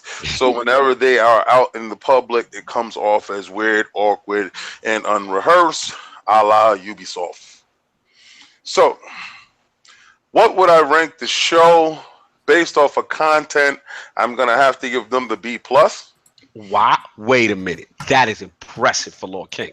I got a B+ out of the reason why they didn't get an A is back to Lord Addict's statements as far as the online was not broken down and explained. I agree. I knew the content was coming because I knew they put a lot of the Wii U stuff on hold. Not taking anything away from the content. The content is great content if it's on Wii U or if it's on Switch. But the fact that it's on a new Switch, it makes it fresh and new and exciting. I'm not going to get caught up in that. Same Nintendo. Always great stuff.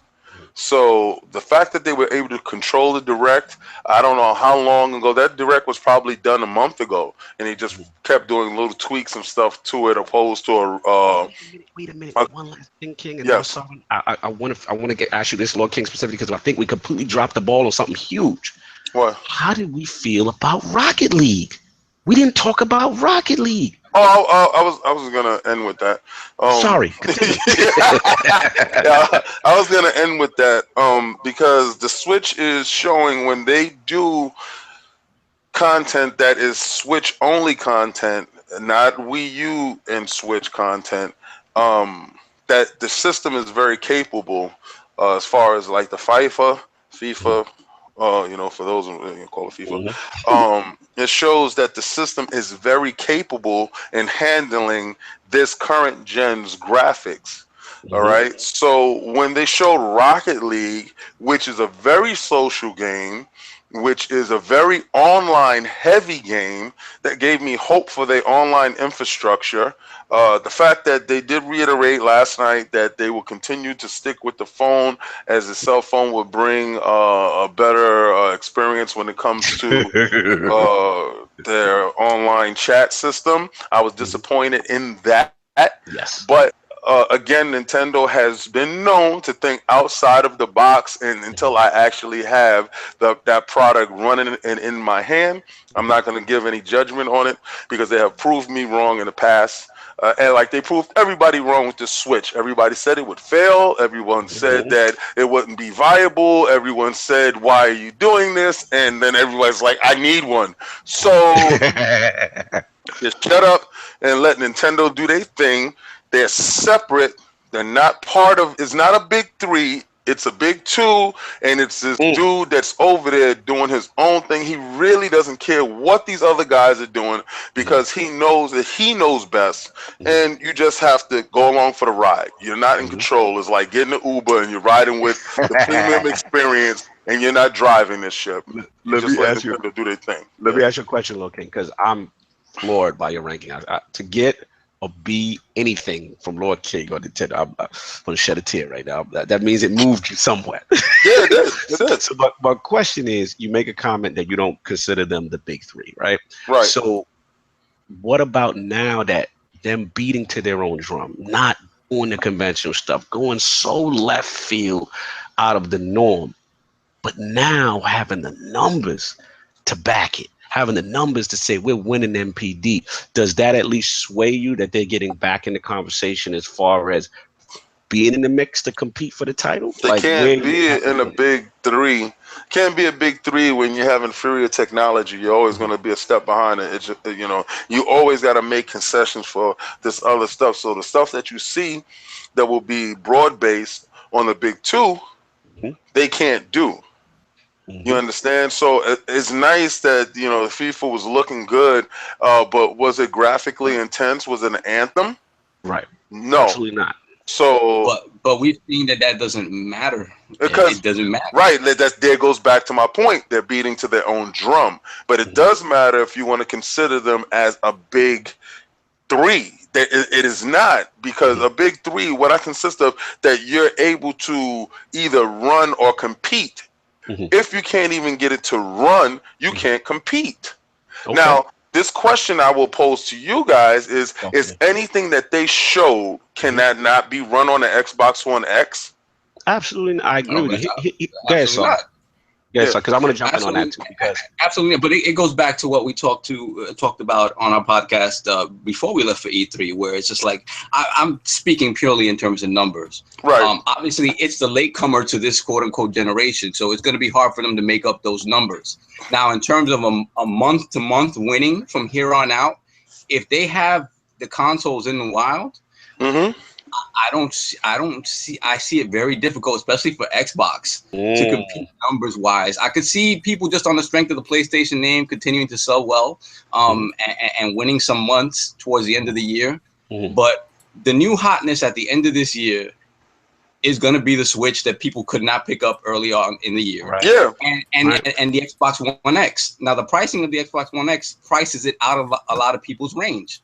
So that leaves, and then you have to assume that anybody picking up a new console at the end of this year probably already has a PS4 and Xbox One. So those dollars are going to a Switch.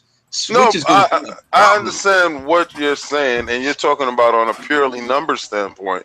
I'm talking about on a purely competition standpoint. So we're diametrically opposed when it comes to this conversation because, of course, numbers and sales-wise is the least common denominator when it comes in the money factor. When it comes in the money factor, you're talking about parents that actually have the income to purchase said product, and you're going to go with a Nintendo-type family-friendly mentality when you're going in. And plus the fact that the built-up hype that says this is the must-have thing equals sales. So you would win the argument in that aspect. I will win the argument in, can they put Anthem on the system? No. Can we put Mario on our system? Yes. So, you know, either way, it's apples and oranges. Did they have a great show? B+. I'm not going to sit here and lie. But do I consider them as part of the whole? No. They're a separate entity within themselves. Okay, I see your logic behind it. I guess want to jump piggyback off of what Sovereign was saying too. It's just that I think yeah, you're right. I mean, we cannot deny your point, Lord King, that because they cannot run certain titles like an Anthem or certain other standout titles, right? That's going to matter in the long run. That may matter in the long run, and it's not it's going to. Well, here's where I disagree, though. The point, you guys are valid, but they have enough first-party titles and stuff that they still have on deck that, to me, they can survive for past the 2 to 3 year part. I think a lot of people came in initially saying, okay, 1 year fad is going to die out, just like the Wii U. Not you, but a lot of in the Nintendo community, this is what I see. Because remember, Switch is me getting back on board with Nintendo. I did not buy the Wii U. So a lot of the Wii U owners are like, nope, not falling for it. This is the same games I'm getting that I already had. Like a lot of points that you made, Lord King. So, you know, I think this direct help in the sense that, okay, you know what? Not only do we have consistent titles throughout the entire year, but guess what? Metroid Prime 4. You know what I mean? Guess what? A dedicated Pokemon game. So to me, off the strength of their first IPs alone, that their longevity and the fact that, let's be honest, these remix games, right? Or remix Wii U games like the Mario Kart, whatever, the Zelda that was originally coming. They haven't yet developed dedicated first-party, newer Switch-only versions of said games, which is the next sequel. So to me, that extends the cycle even more. Even this Mario is a Wii U game. Which one? Odyssey? Yeah, the Odyssey is a Wii U game for the standpoint that these games were put. The reason why you have consistent titles right now and consistent fresh titles because these are canceled Wii U products.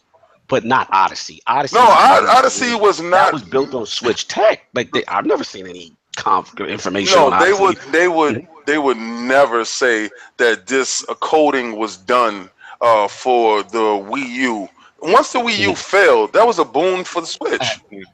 As long as they take to develop these games, it's even if they don't say it, it's safe to assume that at some point some version of Mario was on the Wii U, right? Because they take a long time to make Mario games. You can say that about any new next gen console. It's not like when the Xbox One and PS4 came out, we were getting a bunch of PS3 PlayStation 3 games, right? Absolutely. But I think the consensus is that this is how I look at it. I know I'm Switch boy going hard, Switch game hard. I'm really crazy with it. I'm going crazy. I'm out here. Chest is out. But I guess what it is that I just feel there's a double standard because when the Xbox One and the PS4 debuted, the first year and a half were remastered games. We didn't have any new IPs. So what's killing me is, like they're giving us new IPs mixed with remastered games. But that's why I gave them the B+ though. No, I know you. I know where you're at. I'm just talking about to the section of the mindset that I see in the Twitter streets, where it's like, no, I'm not buying it. No, I'm not falling for it. Or no, they don't have any games. Or like there's just like, Lord Kaibatsu knows what I'm talking about in terms of the remastered thing. And people forget, like I said, when we had that Xbox One, we were getting Grand Theft Auto, all these remastered. I mean, it came to the point where, shout out to Lord Eggman, like we were making videos about enough with the remasters already. There were new IPs in the beginning. It took about year 2, year 3 for the new IPs to finally come in, and then those guys take their stride. And what I'm saying is with Nintendo, which is different, is we're getting new IPs in conjunction in year 1. And we're getting new IPs because of the death of the Wii U.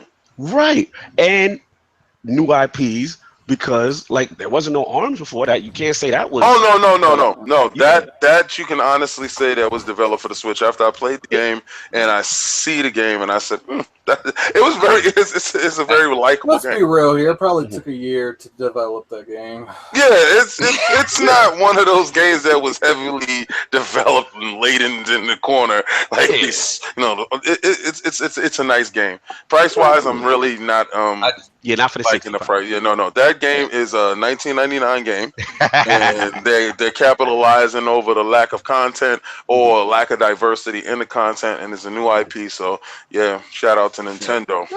Nothing. I just think my thing with your argument, Lord King and Lord Addict, is that your guys. You have a subjective view of what competition is. For you, competition is direct competition.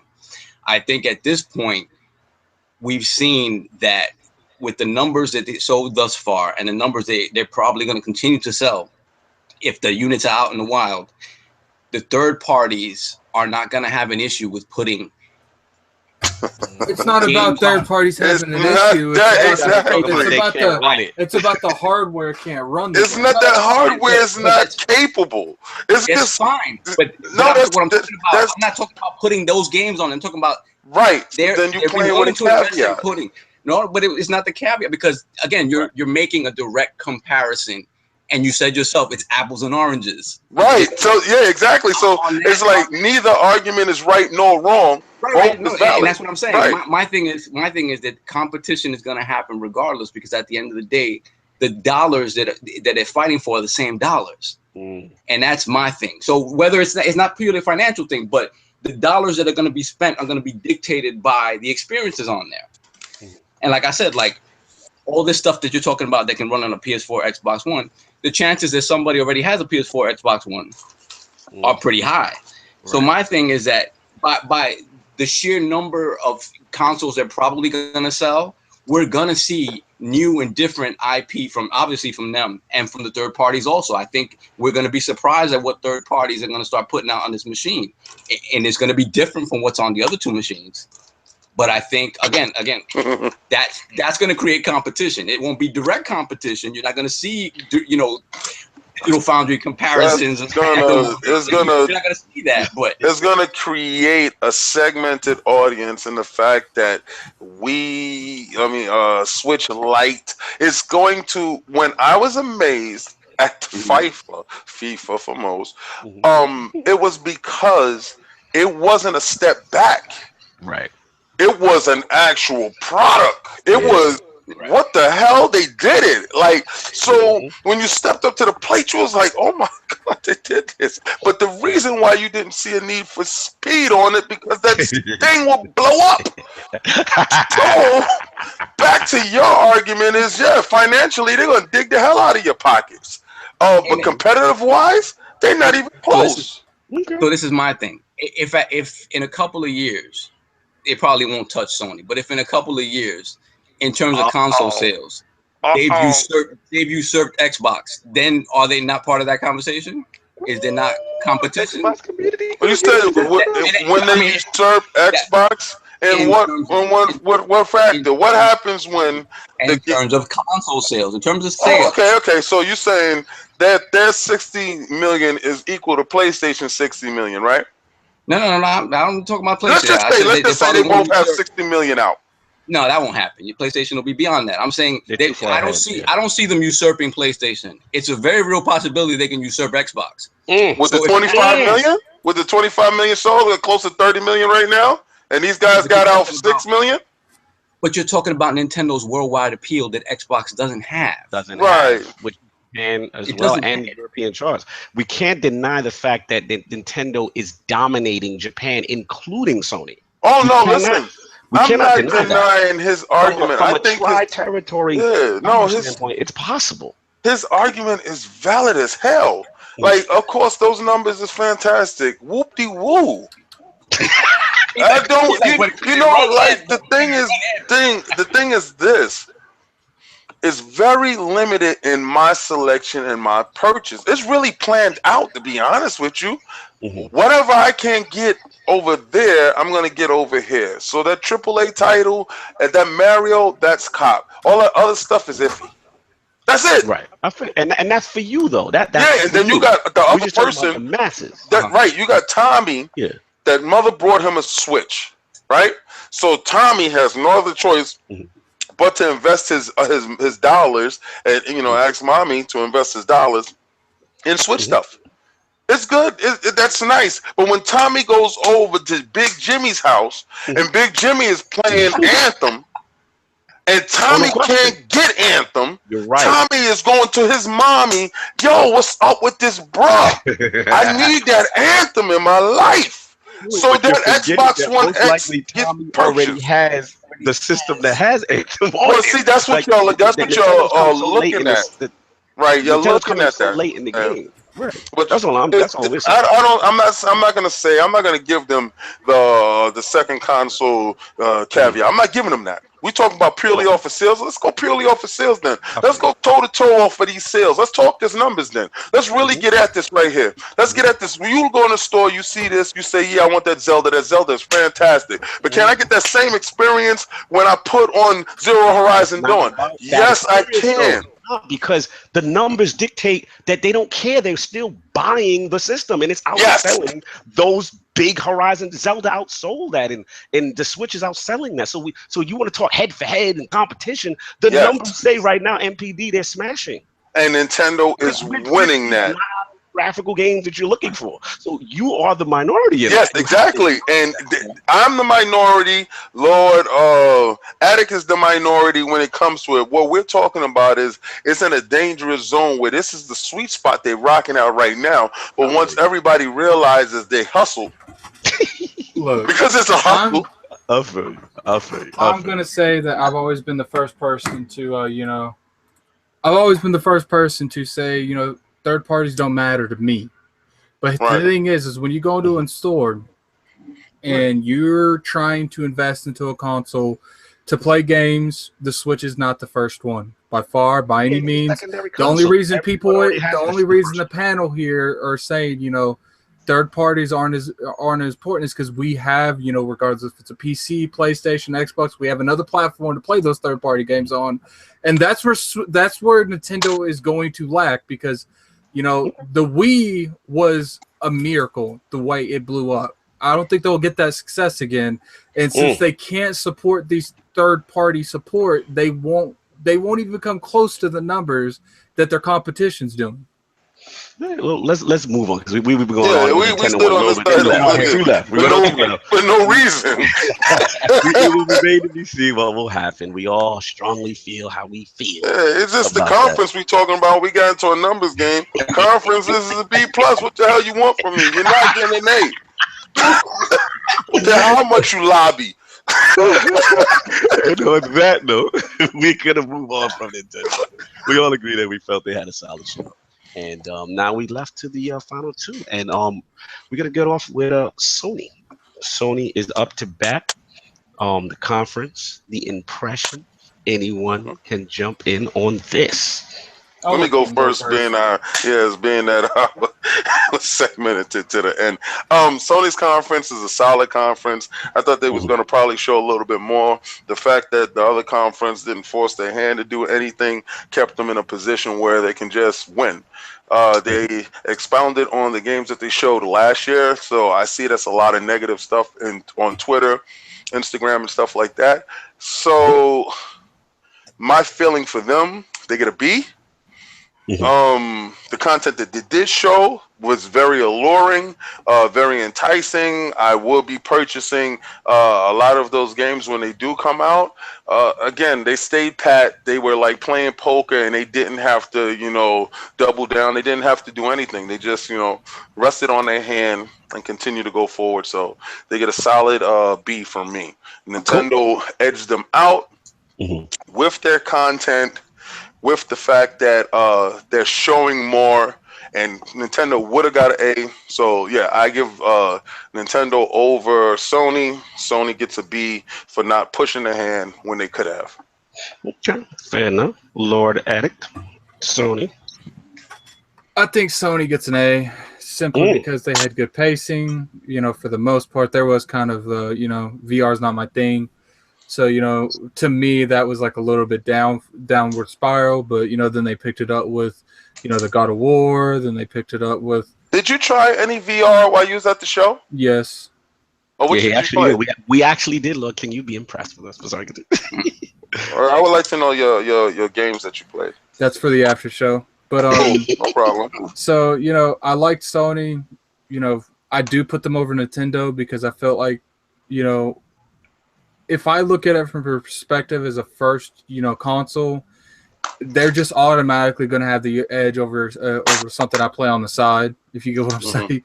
Mm-hmm. Yeah. So, Sony had a solid conference. I felt like, there's a lot of speculation going that, they pulled shit from the show and, they pulled it for PlayStation Experience. Look, there's very few incidents I feel that would be valid. I do think 2013 was valid. I think they went into that show with the exact show they were meant to show a week prior to that when they were showing it and rehearsing it. I said it on Iron Lord's podcast. I said it, on my own personal YouTube channel. I felt like they were going to go out there, stick to more of their first parties and stick to their third party marketing deal guns. And I was exactly right. That's exactly what happened. And I felt like, they went in there knowing that they were so far ahead of the curve. They didn't need to bring too much to that show. I felt like if Microsoft would have went out there and dropped bomb after bomb, that still would have been the show. Because they know at the end of the day, they still have PlayStation Experience, where they generally announce more shit at PlayStation Experience than they do at E3. That's where they announced The Last of Us. It's how you look at it. PlayStation went out there and showed stuff that really that applies to me as the hardcore gamer more than any other conference did. I'll say okay. So just one quick part before I pass it off to Lord Addict. What about the argument that is, as from a hardcore game perspective, yes, everything that you said was accurate. They had great stuff to show. What about the argument that a lot of the stuff still is not 2017? Did that affect you in any way? Or felt like people. I mean, it is kind of weird that it was exactly the same stuff as last year. But let's be real here. Almost every year, Sony and Microsoft rehash at least 2 to 3 titles from the year before that. Every year. Okay. So, I felt like that, they went out there and they're like, look, it would have been a little bit better if they had stuff for 2017 and they're like, we're just showing you what they have now. And I felt like that is one of the real low points that kind of didn't make sense to me. They went out there acting like Spider-Man about to drop this year. Yeah, you're right. And I felt like ending with that game. And, they took the cheap shot at Microsoft, which, Microsoft clearly deserves. But at the end of the day, it's like, I don't understand how you come out there, take a shot like that at your competition, show up a true exclusive, quote unquote, and then it says coming in 2018 at the end of the trailer. Like, I'm like, why? Like, but you gave them an A though, right? You still gave them an A for this. It's like I said about the show floor. We're comparing a bunch of great experiences from least to best. So, and when it comes down to it, besides EA, Bethesda was not even nowhere near on that list. They both were and there is a rumor, I don't know if you guys know, that Microsoft and Bethesda had a game that they pulled from Bethesda's at the last minute, and that's why Bethesda's was so short. I don't know if you guys knew that. But and when it comes down to it, it's just like, look, regardless what Microsoft showed, regardless what Nintendo showed, I feel like Nintendo accommodated to the people this year, Sony accommodated to the people next year, and Microsoft accommodated to the people for the rest of the year and the rest of the next year. We'll get into that, definitely. I'll feel your assessment, Lord Savs. Lord Addict, let you finish. I just wanted to get Lord Sav in. Good? Okay. All right, he's good. Lord Sav, it's on you. Sony. I give Sony a strong B. Okay. And I say this because, honestly, to me, Sony has always been that company that kind of gets it when it comes to E3. And like I said, for me, E3 is about being wowed and floored and surprised with stuff. So I was surprised that they kind of just went with kind of showing more of their AAA titles that they showed before, and just giving you more in-depth gameplay and whatnot. So they didn't really show much in the way of new stuff. The Monster Hunter World, it was great to see that. And then you find out it's a multi-plat. Right, that it's a multi-plat, but at least they showed it on their stage. I honestly was floored by the Shadow of the Colossus reveal. I wasn't expecting that. So that was really great. Colossus, bro. Yeah. And the fact that they're going to modernize that and graphically looked amazing, and hopefully they fix some of the control things that kind of made the original a little inaccessible to some people. So that was great. Honestly, what I think they did do very well was show off their first party. The Uncharted looked great. The God of War, Days Gone, where people were kind of iffy on what that game was. They kind of expanded on the gameplay, and it looks like, again, it's going to be something that's great in the vein of the God of Wars, in the vein of the Last of Us and the Uncharted, the third-person action with additional like RPG type elements and stuff. It looked very good. The Detroit looked amazing. Detroit, absolutely. God, continue. Sorry. Yeah, Detroit. David Cage coming back and trying to take the crown away from him Until Dawn. And then Spider-Man looking great. Absolutely amazing. So again, they lean strongly into that. Yes, a lot of that stuff isn't coming out now, but you can be confident that it's coming. Nothing's going to happen to it along the way. Right. What they did was make a compelling argument for a lot of people to finally pick up a Pro. Yes. Everything they showed was on a Pro. They finally made the argument like, man, this is why you need this. When you saw that Days Gone running, that is a showpiece for that hardware. Same thing, they made it a compelling argument, I think, for people who haven't picked up VR. A lot of their VR games look great on that stage. When you're talking about even the Final Fantasy, the fishing, the Skyrim VR, the horror game, the Inpatient, that crazy looking horror game, the Bravo team, like they have something for everyone. They have really something for everyone. So to me, again, the only thing for me was that I wasn't floored by a lot of stuff that I wasn't expecting. But beyond that, everything they showed is solid. And again, they made very compelling reasons to pick up their hardware if you haven't done it yet. So strong B from me, definitely. Okay. Lord Salva, I feel you. Shout out to the VR mention, because I got to give an apology to Lord King. As you know, I am not the biggest fan of VR. I still have my trepidation. I still have my concerns. I still don't see myself necessarily picking one up just yet. But I must say, as I get into my Sony impressions, that was actually a standout for me, because I felt the VR games look great. Yep. And especially the one by the ex-Bungie developer with the little mouse with the little mouse. Moss, that was crazy. Yeah, Moss looked amazing. You know what I'm saying? So shout out to Lord Nicodemus in the chat, baby. I hear you. We're about to get in. Hey, what up, Nicodemus? Yeah, it's like the VR. Again, I'm so skeptical, but what they showed made me say, wait a minute, I may need to check this out. And Lord Attic knows we was on the shore floor and we checked out some VR stuff. And I'm like, okay, me and Lord Attic looked at each other. I was like, what do we feel? And we were like, okay, we're not going to pick it up. But it went from not having no interest at all to like, okay, I'm a little interested. So that's that. But enough of VR. Let's get into Sony press conference. Me personally, I just felt that every title they showed me connected to me emotionally as a gamer. Right. Shadow of the Colossus looked fantastic. Tell him. Spider-Man, amazing. Tell him. Every time I see God of War and he says, boy, yes. I get crazy. Boy. You know what I'm saying? So it's like, we got that. The Days Gone showed new mechanics. I think that looked incredible. Yeah, I thought it was just going to be traditional zombie horror, Dead Rising. What I saw from it this time, I saw individual zombies within the horde, so they didn't just look like one, samey conglomerate. I saw that you can use it in strategic ways to attack your enemies. You know what I mean? So it's like, I was just blown away. And I mean, I'm not even going to get it. Detroit became human. Bro, all my Xbox brethren, if y'all ain't see this game and you ain't feel some kind of way, I gotta question your gaming morals. Mm-hmm. I gotta question your gaming morals, because if you're gonna sit there and look at that game and say that game don't, you could make an argument, and we'll get into Microsoft. I was on the floor, bro. I saw that. Yeah, you can say the engine, you can say it's scripted, you can say it's Telltale. There's nothing better looking, in my opinion, from a graphical standpoint, than Detroit Became Human. That's just but it's not Telltale. It is whoa, man. That game is whoa.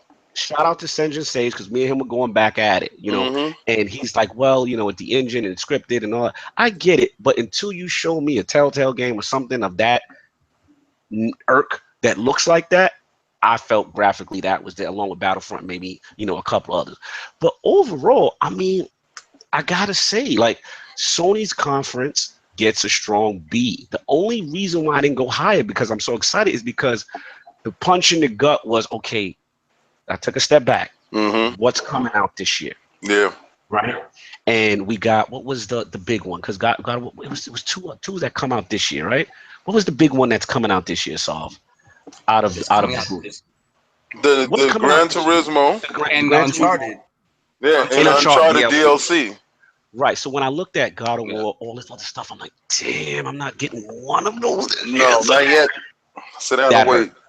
That hurt. So as impressive as it was, and the way I just got to look at it was just like, okay, like Lord Attic said, and we're going to get into Microsoft, the way I felt they played it safe, they showed the stuff they needed to show. They probably had some things on deck depending on what Microsoft did, and because Microsoft didn't do those Someone things. in the comment section's going ham on you. Might want to pay attention to that.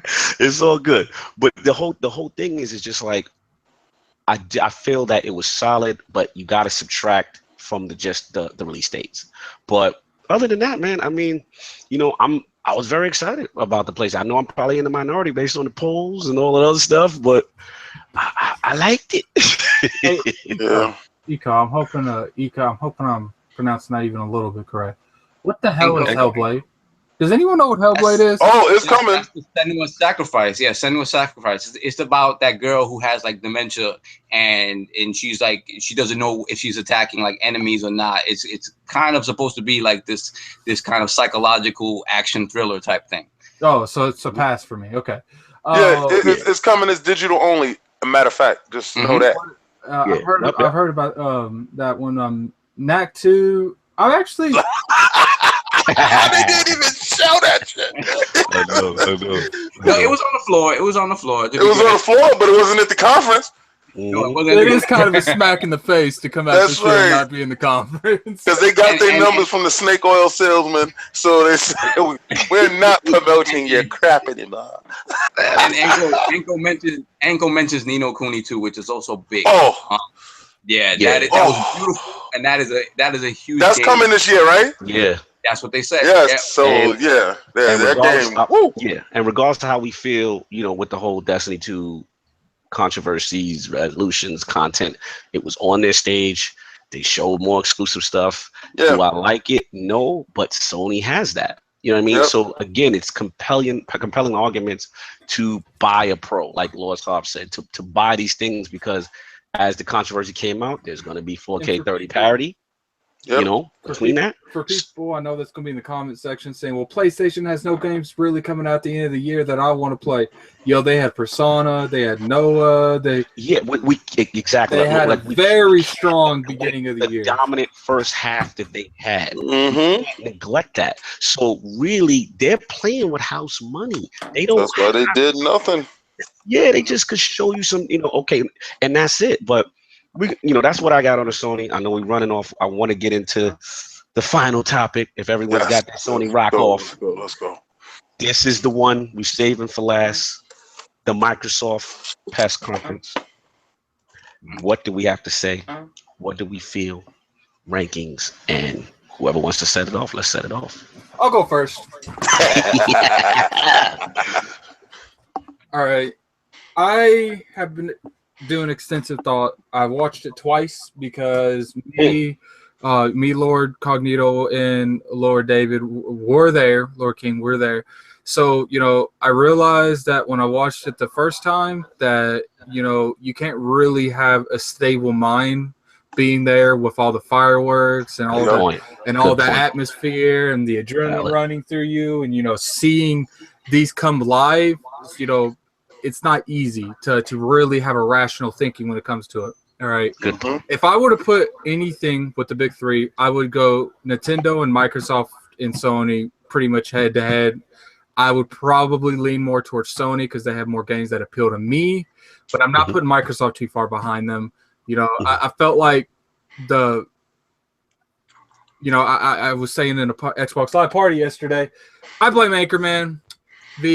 I think Anchorman had that dumb bet going on, got the entire community thinking this damn thing was going to be $3.99, and they started getting people to legitimately think this thing was going to be $3.99. So when it was announced as a $4.99, the internet just blew up. I feel like that if Scorpio was not even there, it might have been better because I feel like Scorpio ruined the show. I feel like the way they presented Scorpio hurt the show.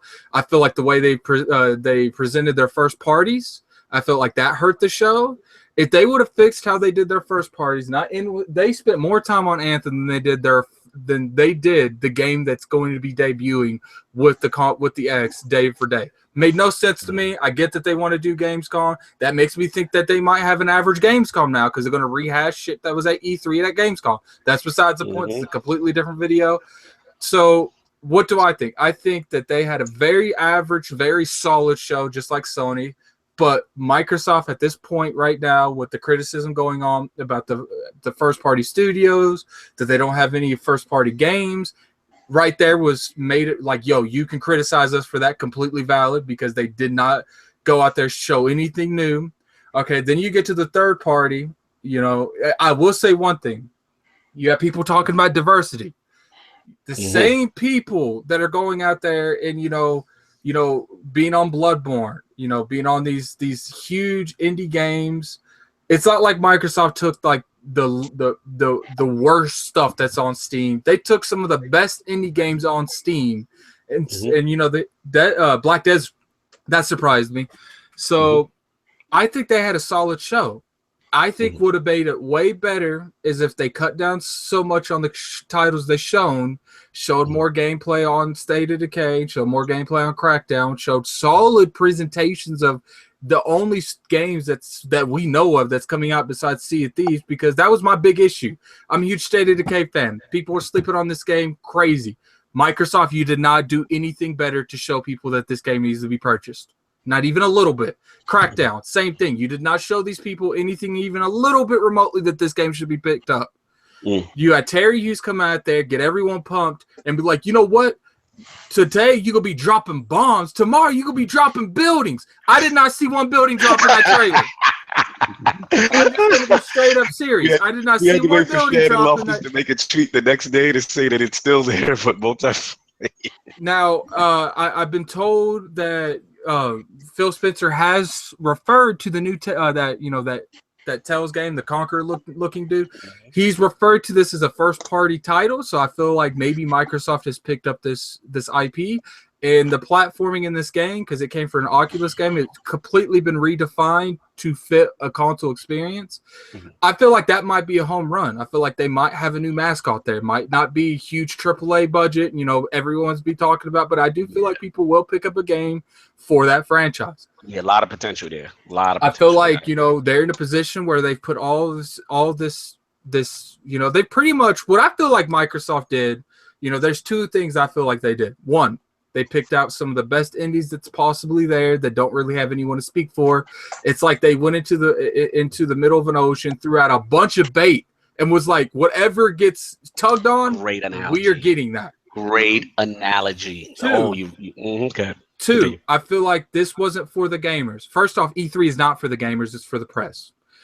Third, and I feel like because of the 360 era and because the Don Matrick era, people don't realize how much Microsoft's relations with foreign developers have taken a hit because of the Xbox One, because of the ID program restrictions when it first came out, because of all these programs.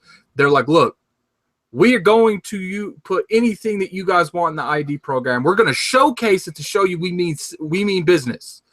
So they're trying to repair that, you know. Then they're trying to repair the Japanese relationships with Dev. Phil Spencer's went out there talking to them. That he's trying to get, because let's be real here, games like Noah, games like, you know, games that came out on PlayStation at the beginning of the year, they should have came out for Xbox too. It's not because people say, quote, they don't sell, unquote. Let's be real here. They would make profit. They're not going to not make profit. I'm assuming it doesn't cost more money than to make the port for Xbox than it would that they would get back in sales. It's these companies don't mess with Microsoft. That's the reason it's not coming. They don't care about Microsoft. First off, Sony's the lead marketing. They don't need to mess with Microsoft. And the way it seemed to me is these bridges were burnt where they didn't want to mess with Microsoft. And that's where the relationship with stuff like ID at Xbox had to be created, you know, when the indie stuff was happening. And then if you look at the Scorpio messaging, to add on to your point, Lord Addict, you know, when it was created, a lot of it was pro-developer. They went down and sat with developers and say, how can we make the tools better, make the engine better to cater to you? So it definitely felt like a mea culpa in terms of getting those relationships, but continue. And I feel like, you know, people say Bethesda's conference is better than Microsoft. How are you going to show 42 games? Bethesda shows 2 good games, and you say they got the better conference? Get out of here with that nonsense.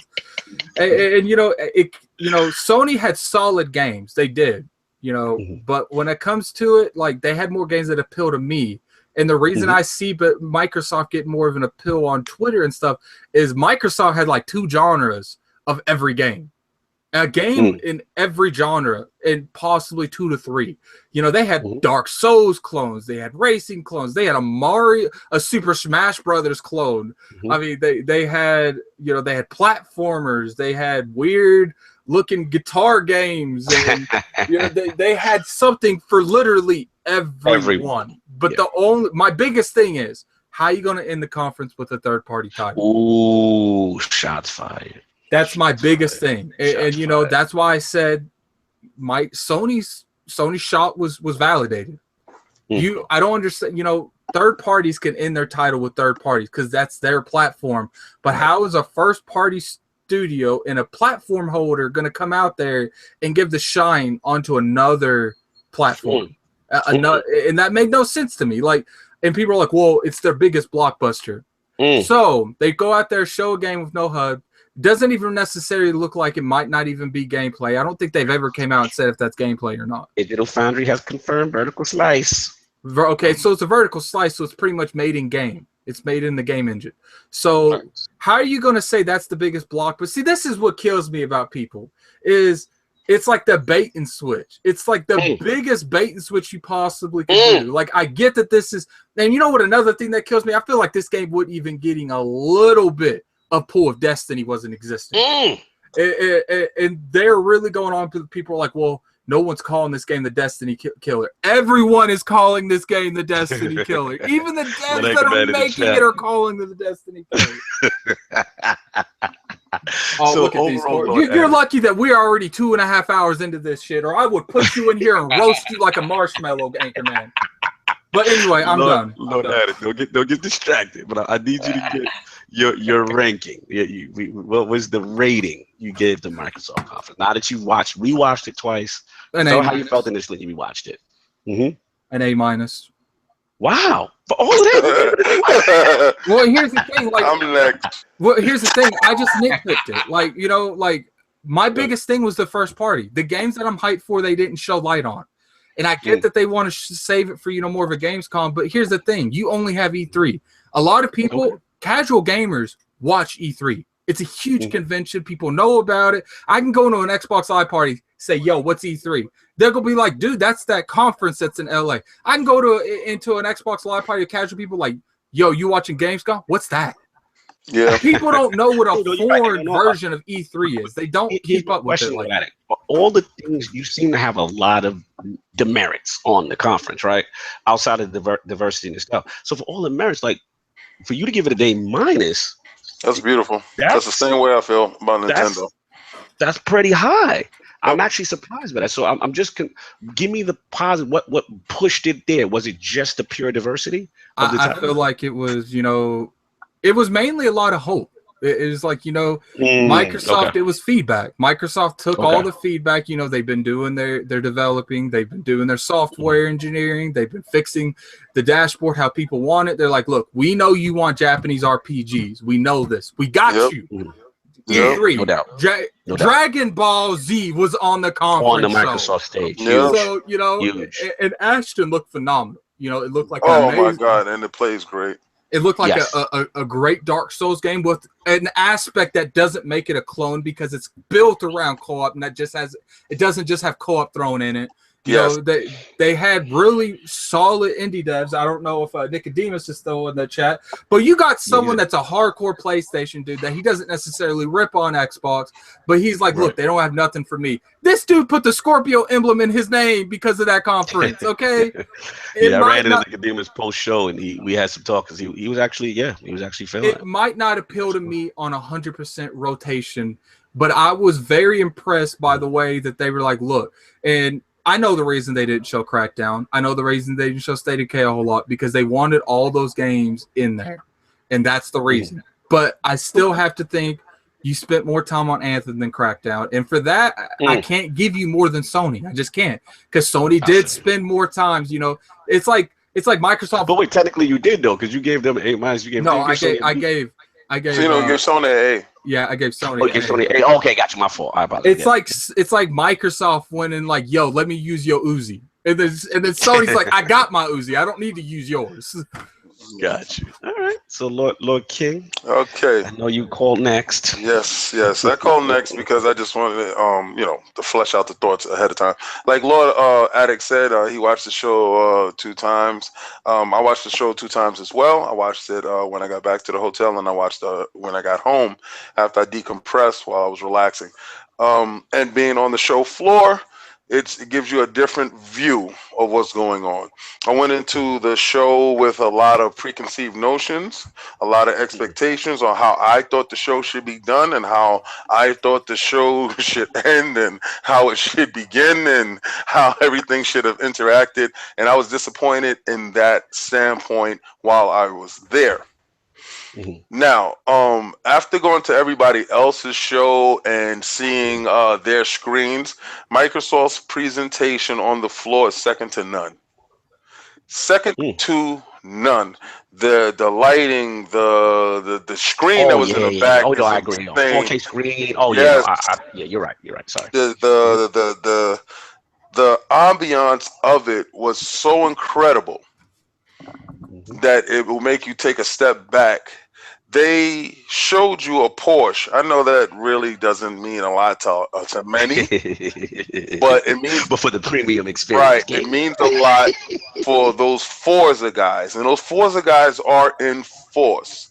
Okay, so it is the best racing IP that we have going now. It took the reins from Gran Turismo, so let's keep running with it and let's keep pushing the boundaries. Yeah, they pushed the boundaries in fidelity, they pushed the boundaries in gameplay, they pushed the boundaries in everything. So yeah, why not push the boundaries in real world and bring a real live Porsche that's never been seen anywhere on the stage? Only Microsoft could do it because the money is there for that. Now, the way Phil started off the show, 42 games, incredible. When you start to look at the diversity of all said games, it was so many games that they really couldn't go in depth. That's why I said the PC show was a companion app to this show. It was so many games. And when you go back and you see these games, you're like, oh, yeah, I like that. Oh, yeah, I like that. You like so many different games, and you were so upset that they didn't go in depth in your game. Especially the sizzle trailer, Lord King, because there was some stuff that had my eye. Like, wait, what's that? And it was like literally a couple of seconds, and then move on.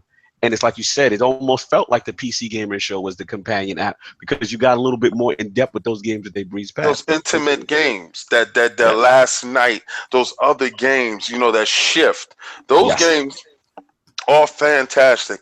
Ashen, which I really don't play Dark Souls games. I brought Bloodborne for the PlayStation. This Ashen looks so much fun. It looked like so much fun, and I got a chance to touch. I thought the hit detection was off. Lord Attic explained to me that in those games, timing is key. Timing is perfect, and he played it, and he walked away as a person that plays Bloodborne and stuff like that. He walked away from it thoroughly impressed. When I knew Microsoft had a piece of Lord Attic is when he was running around the after the show in FanFest with a card, and on this card was Halo Wars 2. And he was so enthusiastic, and I mean I can't stress it enough that they got to him. They said, you know, we're gonna support your game that you wanted, and they invested in, and they're gonna show more DLC, and that stood out to me. That made me say, because initially I gave these guys a C like all other dudes because I was there on the floor. I'm calling that. Right? But after seeing this and then saying, all right, let me take a step back because I'm too emotionally invested in Microsoft's show.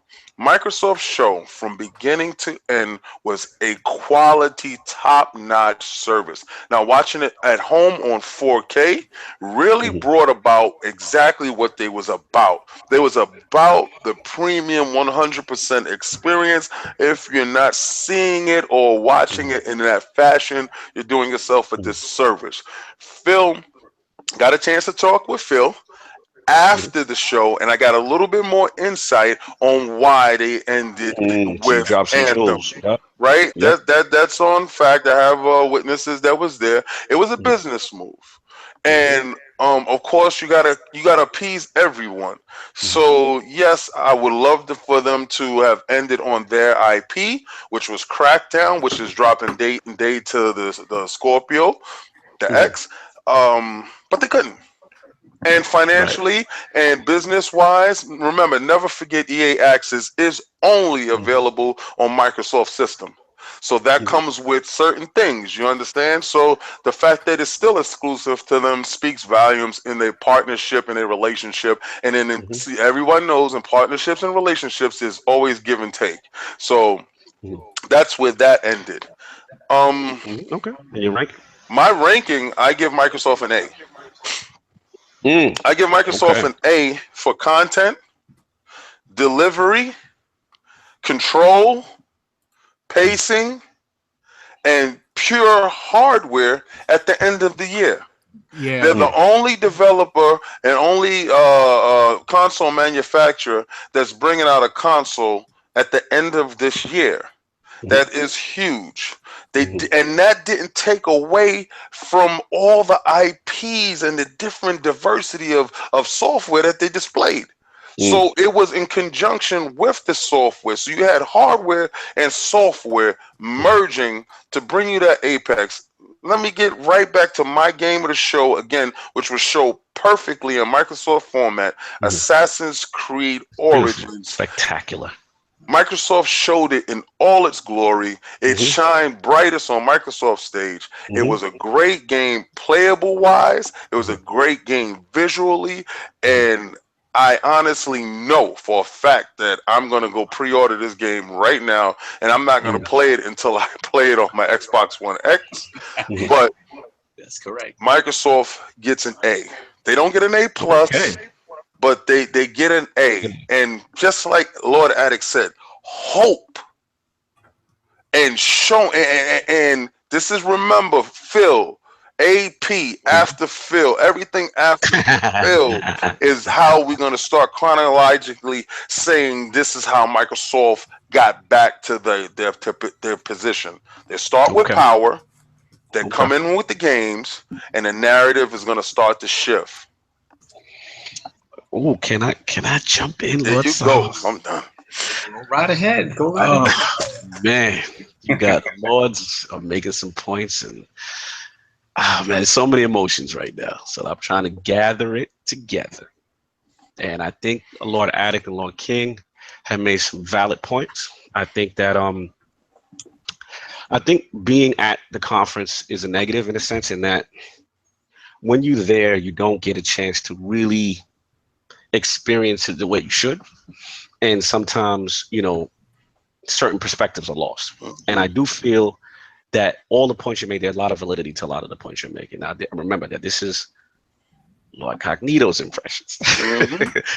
And the Xbox community and I were kind of at odds. Let's just say some of my tweets that I was putting out. And that was from, but I took a step back, I'll rewatch it. Now here's where I'm at with it, y'all. To me, this conference was very key. This was supposed to be the conference to turn things around. You know, they were getting dominated in the first year. This is the conference to basically debut your platform. This new platform that we've been hearing about a year and a half. The chess has been out. Everyone's got M's and Scorpios in the Twitter handles. You know, this is the conference, right? So personally, for me, I did not like the price point. I did not like the release date. I didn't like the name. X I felt was terrible. I felt the branding with Scorpio should have been kept. Did not like that. To me, I rank these things because this is the debut of the Scorpio. This is what's supposed to get people to turn it around. At $500, in my opinion, you are not getting a guy on the fence to buy an Xbox. That's just me. Now, is the hardware worth it? Absolutely. Everything they're pumping in, absolutely. As far as the conference itself, Lord Addict, I'm with 1,000% with you. To me, this was, feels like I'm gonna hit you guys in the head with all these games, right? I'm gonna hit you guys. You cannot say that we don't have games coming for us that are exclusive. Well, the one note I loved it, but on the other note, I felt hustled. I felt, yeah, exclusive, console launch exclusive. And it took me a while until I spoke to Lord Sarv and Lord Kaibatsu, like, what does that mean? What does console launch yeah. does it mean that it's yours? Or does it mean that you drop on Tuesday and the competition gets it on Friday? That doesn't resonate with me. Here's my other issue. I know the Xbox community is going to be very upset with me. It's just that this conference was solid, right? To me, they needed better than solid. They needed amazing. They needed the tips of the universe to say Xbox is all the way back. And I know I'm in the minority here because the polls say that Microsoft won the conference. But for Lord Cognito, those games, as diverse as they are, and I was happy to see different titles, and I've been complaining about Big Mac, large fries, shake, and they show different stuff. I agree. The issue I have is that personally, the games that appeal to Lord Cognito are not coming this year. No Sea of Thieves this year. Now, okay, long shot. We knew the game was in alpha. Okay. State of Decay was a huge blow to me. As you guys know, I'm the biggest State of Decay fan. For that to not be there, okay, it's not ready yet. Not to be on the floor. We can't touch it. Okay, maybe IGN has the IGN first deal. Okay, fine. But going through those games, and Lord Sovereign, me and you had this discussion when we were in the Xbox session of the floor at E3. Not that the games are not good. It's just nothing resonated with me that I'm gonna, have to buy something right now this year. As far as the X, I'm hardcore Xbox to the core. I'm gonna pick it up, but I want Microsoft to win. In my opinion, $500 and November 7th is not the move. That's not the move. You're telling people, wait till November 7th to pick this thing up when all the multi-plats are already out.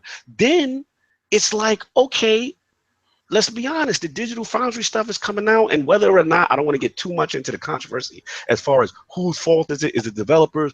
The facts remain, Destiny 2, 4K 30. Your own first party, 30 frames per second on Crackdown. You know what I'm saying? Assassin's Creed, you got the marketing rights. 30. Now, none of this stuff, personally, I care. I think the games are great. I'm going to play them anyway. But you have not made the compelling argument to the public that this is why you got to buy the Xbox One X. You made people wait a full year so that you can have parity. Not whoever's making the decision to have parity. You know what I'm saying? It's just not a good look. Now, the future is bright. I think I think Phil has a lot of stuff on deck, and I'm calling that the scale-down effect, where he doesn't want to announce it until it's ready because he doesn't want to get, charred. And the last point I want to make is that I think we have to make a distinction between Microsoft press conference and Microsoft Xbox Fanfest event. No one throws a better event than Microsoft, period. Like, it's just amazing. It's just far as what was shown, great, just not for me. Diverse lineup for everyone else, just not for Cognito. So it's not the worst conference. I give it a B. I just felt they needed to hit a home run, and I feel I got a couple of singles up the middle. We played it safe.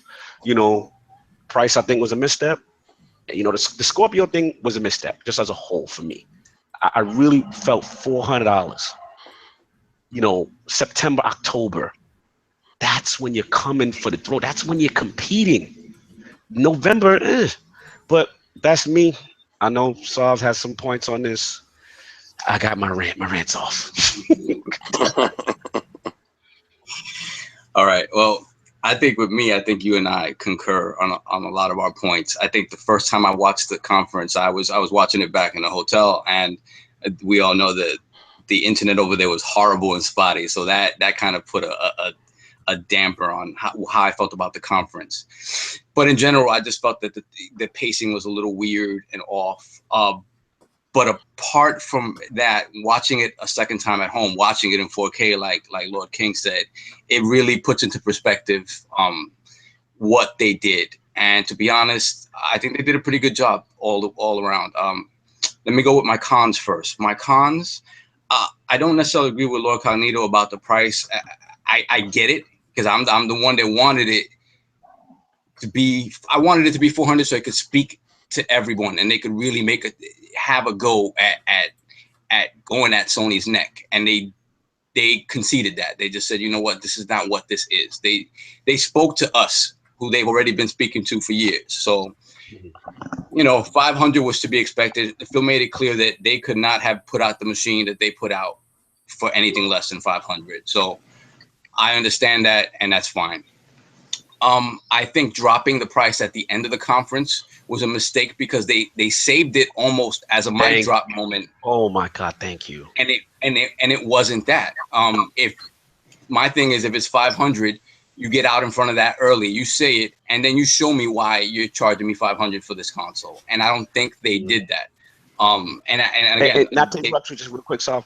I'm glad because I forgot that point, and that's what pissed me off, because, you know, we waiting for the mic drop, and when Phil didn't say the price initially, you know what I'm saying? Like, I'm like, oh, they going for it.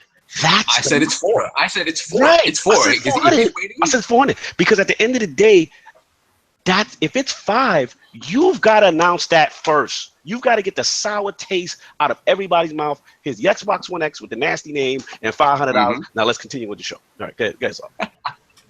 So yeah, I thought definitely that was just a misstep. If it's 5, you say it first, and you just get it out of the way and and show people why it's 5 afterwards. And they didn't make a compelling argument for why anybody needs to purchase that system other than the hardcore. And all of us were in already, so it was kind of you're preaching to the choir already at that point. The fact that they ended with Anthem, I know it was a business deal, but this is your conference. This is your conference, and you have Crackdown coming out day and date with the X. Why is that not your ending? Why are you not showing single player gameplay and then showing the destructive multiplayer gameplay you showed before? This is how you sell. This is how you sell that game. This is for a lot of people maybe a compelling reason just to get the X. I mean, they showed plenty of Forza gameplay, but they didn't show Crackdown, and that was disappointing. They didn't show enough of Crackdown. Right. My pros, though, to be perfectly honest, he really knocked it out the park with games. Honestly, when they show the games during the press conference, you're a little underwhelmed because it's a lot of smaller ID at Xbox stuff, indie stuff. But the big stuff that they did show, obviously the Forza looked great. What I saw of Crackdown, I liked, and I liked even more after I saw it on the show floor. The Metro Exodus looks beautiful, but again, that's probably an in-game engine sort of vertical slice. Vertical slice. That's not gameplay, but it looked, it to me, it's probably very close to what we're gonna get. In terms of looks, anyway.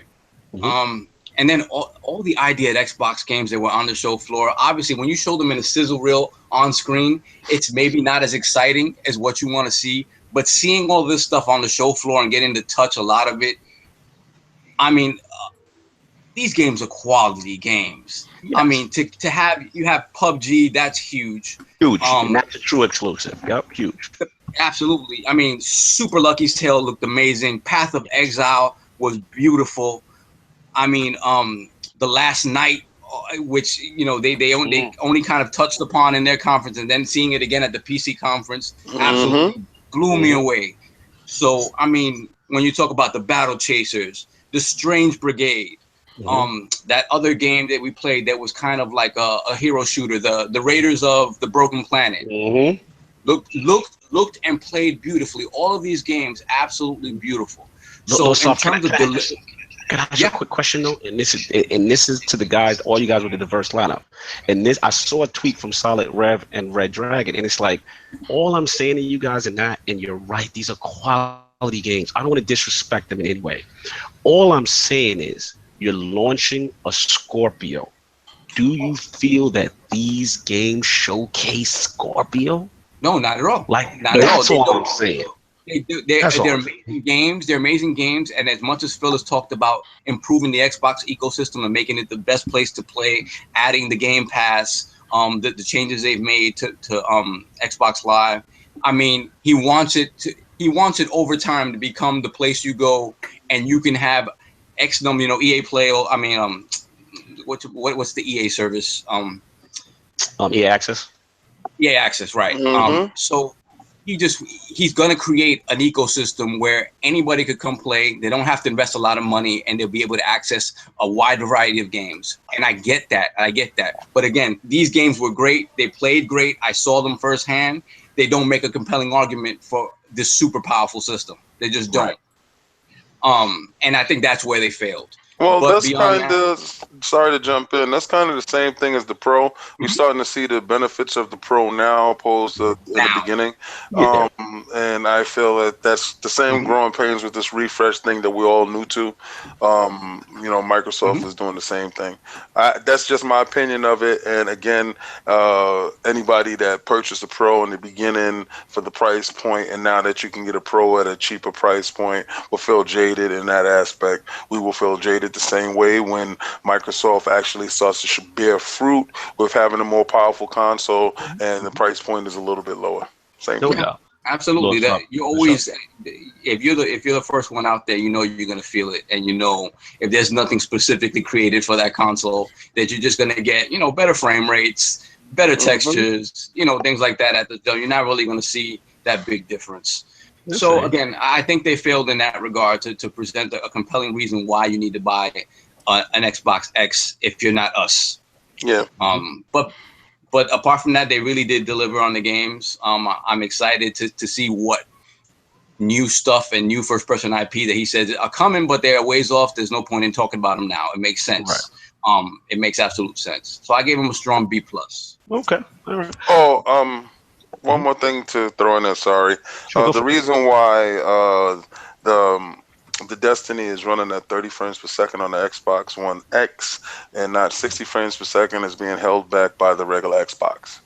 Right, from the CPU and the parity. I know you got that exclusive. Yeah, the regular Xbox being that when you start doing raids and stuff like that, if you got a guy that's playing Xbox One X and you got the other guys that's playing on the regular Xbox, if you're running at 60 frames per second competitively wise and all that other stuff, it throws the balance off. So to keep it, the fact that the old system, if it was just this system being launched and just played specifically, then the game will be at 4K, 60 frames per second. Because Luke came out and straight out said the Pro couldn't handle this game at 60, but he kind of stayed away from that phrase when it came to the X. Now, real quick, or could have dedicated servers. I see a live Lord Anchorman. I got to give it to the thumbnail, man. I like the way it looks. I like the thumbnail, Lord Anchorman. I know we. You like that stuff I sent over to you, Lord Anchor?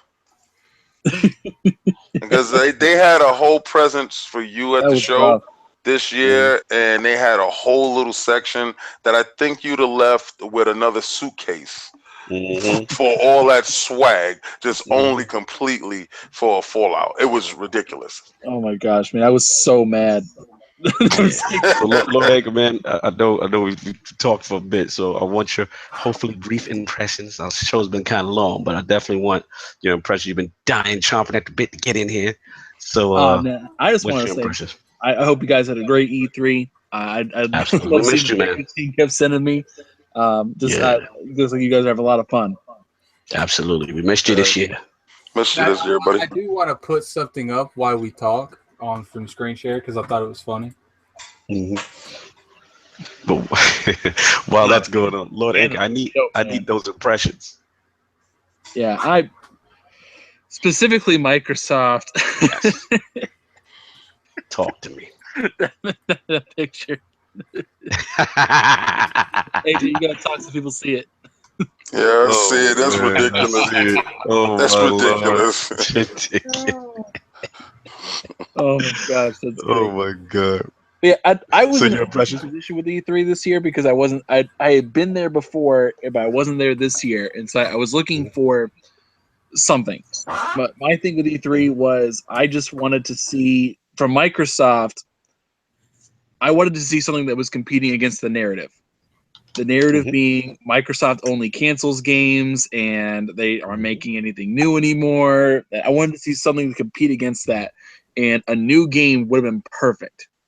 Yeah. Just some, and I get there wasn't anything ready, but there just had to be something to get you back in. And so, really, you can either have a show that focuses more on hardware or a show that focuses more on software. And when they went with, here's all these sort of exclusive games that are really third party, I thought they were going to really bring it with the hardware. And I thought, and the big thing was when they didn't announce the price, I was like, oh crap, here it comes. Mm-hmm. This is it. This is the bomb. Yep. And Jeff Keighley going out there and spoiling the price. Oh, good point. Good point. I do have a question. Do you guys think that was a controlled spill and Microsoft asked him to do that? Can I go in on this real quick? And Sure. I'm not one to disrespect any journalist or whatever, but I felt what Jeff Keighley did was so unprofessional. Slime ball. And slime ball. And to be honest, I don't know how Microsoft's relationship was going to go with him moving forward, because at the end of the day, these are huge tidbits. And to me, that's like Bush League. It was kind of like, why would you announce their price before they do?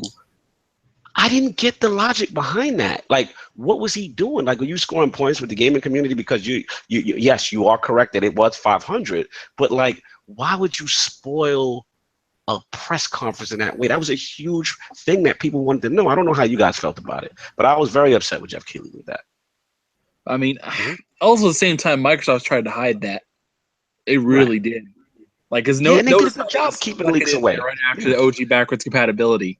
Like, that was inconsequential. Like, and for $500, you can play all this stuff. Yeah, that I don't know. I don't understand why they did that. But his announcement, and that was while we were standing online, for the Fanfest.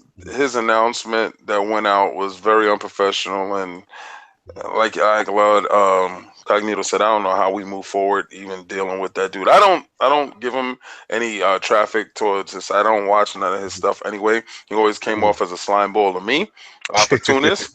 And he just showed exactly what it was, for the right price or whatever. He will compromise in his integrities to put that information out. Now, if he was directed by Microsoft to put that information out to diffuse something, I think that's stupid. I don't see the validity in that. I actually think he did it in a spiteful manner. Maybe he doesn't get the exclusive from Microsoft. It's like what Sage said. He said he thinks he did that to get on NeoGAF, to get on Reddit, to get that, minute of fame, because a big person in the industry like him is saying, without a doubt, this is the price.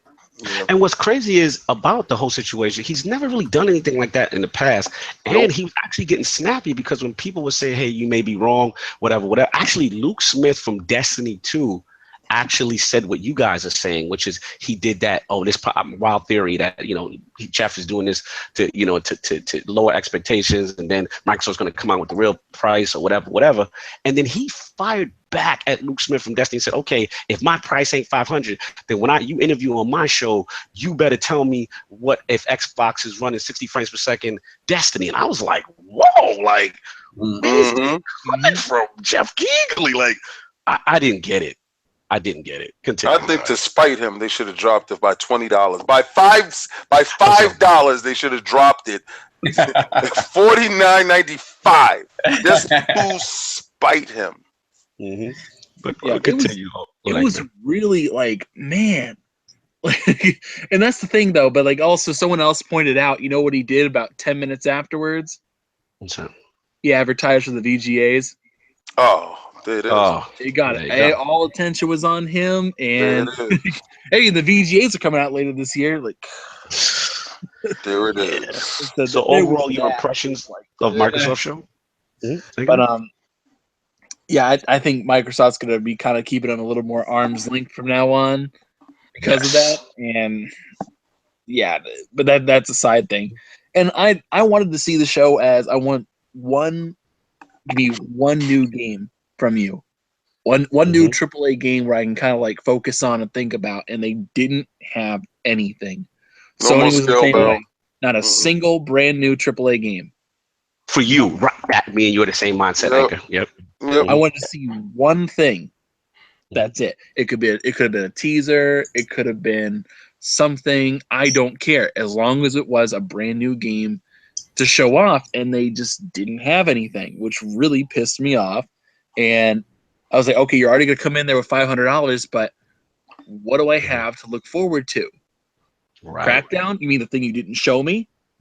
You Hello. showed me a story trailer, which nobody cares about the story in Crackdown. It's all about the destructibility and running around stuff. Zero That's all we care about, and you showed us nothing. And then after that, then it was, oh well, we got Forza. Okay, The same. predictable. Yep. We knew that was coming. And I mean, for those of us who aren't, it's not Horizon, so I don't care. So I mean, I only play the Horizon series. I don't care about the motorsport stuff. I'm with you. I'm with you on everybody's aspect of it. Yeah. Real finish, Anchorman. Now you're the big Anthem guy because we know you've deemed it the Destiny killer, upsetting all the lore. My thing is, even with the Anthem announcement, because that was the new IP that a lot of people are really raving and saying, you know, it won the show for Microsoft and stuff like that. You know, did that tilt the scale for you, or you still be, you know, with the 500, and you know where you're at with that relationship to Anthem? The Anthem thing, I don't even view as a Microsoft thing. Thank you. I don't. It's just, see, a lot of the stuff, when you're a platform person, when you're a platform, anything you show on stage better be exclusive. Or it needs to have some sort of relationship with you, but like something tangible at the same time. But like when you show a third-party game it's not coming like timed or anything like that. It's just there. Like, yeah, it might make for a cool show, but it doesn't give you bonus points. At least gotta have like, you know, like huge marketing exclusivity to you. No, I mean, it's like, you know, like come out like they have none, no exclusive content. Like, you know, Destiny with Sony, that makes sense why they'd be on their stage because there's a huge relationship with them too. But like, if you just coming up there just to promote your game, like that makes no sense to me. Yeah. Yeah, like okay, like Metro, I was geeking out about real hard when they showed it. I was like, oh, so cool. Which was like, okay, it's not exclusive. That's not bonus points for Microsoft. I can give Metro a little bit because I feel like you can show your game on the stage if your brand is more intertwined with that. Like a Splinter Cell, I wouldn't be surprised if that showed up. You know, a BioWare game, you know, it does make sense a little bit because, you know, they and that's one of their biggest titles. But like, still, I don't give points to Microsoft for getting them to be on stage. Like you just got them there. That's it. That's all you did. Like you don't get bonus points because you just got them on stage. I mean, okay, here's an example. Shenmue 3. Sony got Shenmue 3 on stage, and when's that coming out? like okay. Nobody understood that no. Nobody understood that the Beyond Good and Evil sound like a Kickstarter without them saying that. Like they did stuff like that, and so that's where I was kind of sitting on. Like a lot of the stuff Microsoft showed, anything that wasn't any like those console launch exclusive, there was no point of having it on stage. To me, yeah. Like it was cool to have it on there, like to kill time. But like Anthem, Right. I enjoyed watching the gameplay, and I really am digging that game for one reason only, simply because that game reminds me of Titanfall. Yes, I agree. I'll give you the aesthetic. Is so close. I saw your video. Yep. It got me. So I'm interested now. I got to see the gameplay. Absolutely. And it's the BioWare lots of little stuff leaking, which is huge. Yeah, like the one thing I'm on to right now is apparently there's going to be a healer class and a dedicated healer class, and there's a couple pictures floating around. Like there's actual whole channels and stuff like breaking down a single frame into a 10-minute video. Yep. And it's like, wow, you're overanalyzing the shit out of this right now, but it's interesting. Like there's a lot of really cool stuff in that world. And like I made my own little video about like what I think they could do to be a Destiny killer, but I saw it. We won't It was get actually, into that. I actually saw it. It was actually very good. You were actually balanced, so I like that. But look, I know we went on. You know, Lord King unfortunately had to step out. You know, it's Father's Day, so we kind of want to wrap this up. So real quick, just going to go down the line through everybody, and then we're going to close this thing out as far as our rankings from best to worst or worst to best, however you guys want to do it. And let's start, since Anchorman, you jumped in late, let's start with you as all the conferences, the big three, and then Ubisoft, EA, and your favorite, Bethesda. So what your rankings are. All right, ranking from worst to best. Worst was EA. There was no point in them having a conference, as usual. Like if they had Anthem on stage, then I would have said there was a chance, but they gave it to Microsoft. Technically they did, and then they said watch the Microsoft Conference for this. Yeah, there was no point in watching anything from EA. They're the worst. Who else was there? We had Sony, Nintendo, Microsoft. So I gave like EA a D, and then Microsoft and Sony are tied. I gave them both like a C. Like they just passed. Like with Microsoft in particular, it was the conference they deserved, but not the one they needed. And so, and Sony just didn't show anything new either. just some gameplay of stuff we already knew about, and no release dates. Again, correct. So, what about Nintendo, Ubisoft? Wait, where are you at with them? Then I got Bethesda, just a C plus. Wow. B minus. It was short to the point. I know they pulled Starfield. I know for a fact they pulled Starfield. The thing was 20 minutes short, but Wolfenstein is amazing. So just barely above it, and they didn't make me wait until 2 a.m. At least here. What else is there? Nintendo. Then I give Ubisoft with a B. Okay. Ubisoft, like they showed off a pretty solid showcase in comparison to everyone else. Yes. And they showed games they're making. Yes. And like it was a pretty good variety to it. Like there were some things I didn't like, some things I did like. Going back and forth. And even taking the whole Mario Rabbids thing and making an actual thing that people were interested in. And I think Nintendo had the best conference. Woo! That's what I'm talking about. A new Kirby game, two new Metroid games. What? Just oh my gosh! Yes. Nintendo was short, sweet, and gave you stuff. No one thought Nintendo was going to come out there. Nobody thought it was. In 25 minutes. 25 minutes short, and I counted them out. I was like, it was done. E3 was done after Sony went, but I was pleasantly surprised. So that's me. Lord Sovereign, rankings. From worst to first, Bethesda last, followed up by EA, then Ubisoft, then some of the big three. I would give Sony my number 3 ranking. My number 2 ranking goes to Xbox, so Microsoft, and yeah, Nintendo did what what I feel E3 is for, and it's to be wowed and to be blown away. And you know, just that Metroid announcement alone was enough to blow me away. So yeah, so Lord Addict, your ranking? Ubisoft PC Conference. I'm giving Microsoft and Sony, you know, the same thing. And I'd like to say Nintendo won, but at the same time, I gotta take into consider fact of the third party thing. So I'm gonna have to say Sony won, Microsoft right behind them, and Nintendo right behind them. And the reason I didn't put EA and Bethesda in, they didn't have a show. So yeah, I think pretty much kind of similar. I had Bethesda last, unfortunately. The DLC stuff didn't really do it for me. But they had some good cool stuff. I just didn't feel they needed a warranted the show. Above that, probably two EA. YouTube trailers is all Bethesda. I'm a sports guy, so EA, you know, has some sports stuff and the Switch stuff with resonated with me. Then I'm probably gonna go Sony.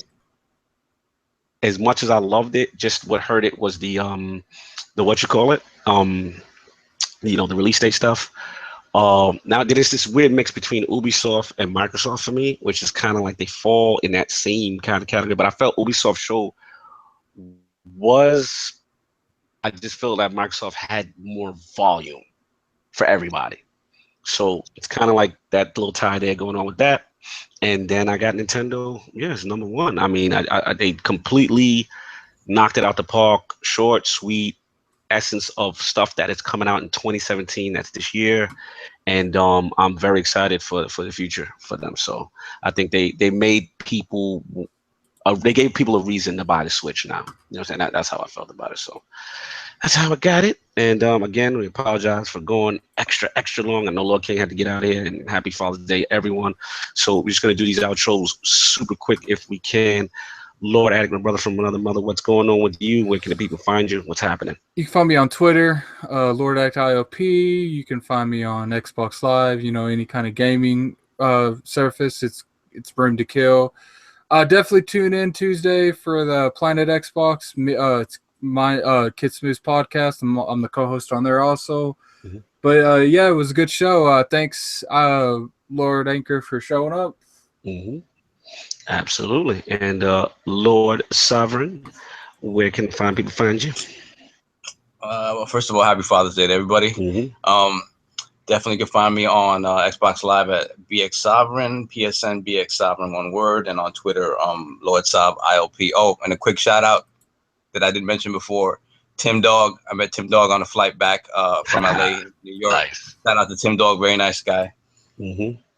Good peoples, no doubt. And our last minute guest, Lord Anchorman. Where can people find you? There's no point in trying to find me anywhere. Seriously, no one knows who you are. Check out just everybody. If you're watching this, just subscribe. Thank you, sir. Guys. Thank you, sir. Always appreciate you. Always a day one supporter. Always show love. And definitely missed you this year. Hopefully you're coming back next year, though, right? E3. Yeah, that's the plan. Everything man. Plan, hopefully. Yeah, check him out on the Multiverse, y'all. He's always putting stuff out, top shelf, and also that Tick Network. All the Tick guys show tremendous love, and of course, it is I, Lord Cognito, here. You can find me on Xbox Live as Lord Cognito. It's no longer Cognito, y'all. It is now Lord Cognito, so you can find me there. Switch Gang. You know, I'm not giving you the social security number for all of that, so we're gonna have to send me a DM or something. But make sure you guys subscribe, like. I appreciate all the support, and again, we apologize for the wait. We got a lot of things cooking, and on that note, we are out of here. But if you didn't catch any of that, everyone's stuff is in the description. No doubt. And we out. Peace.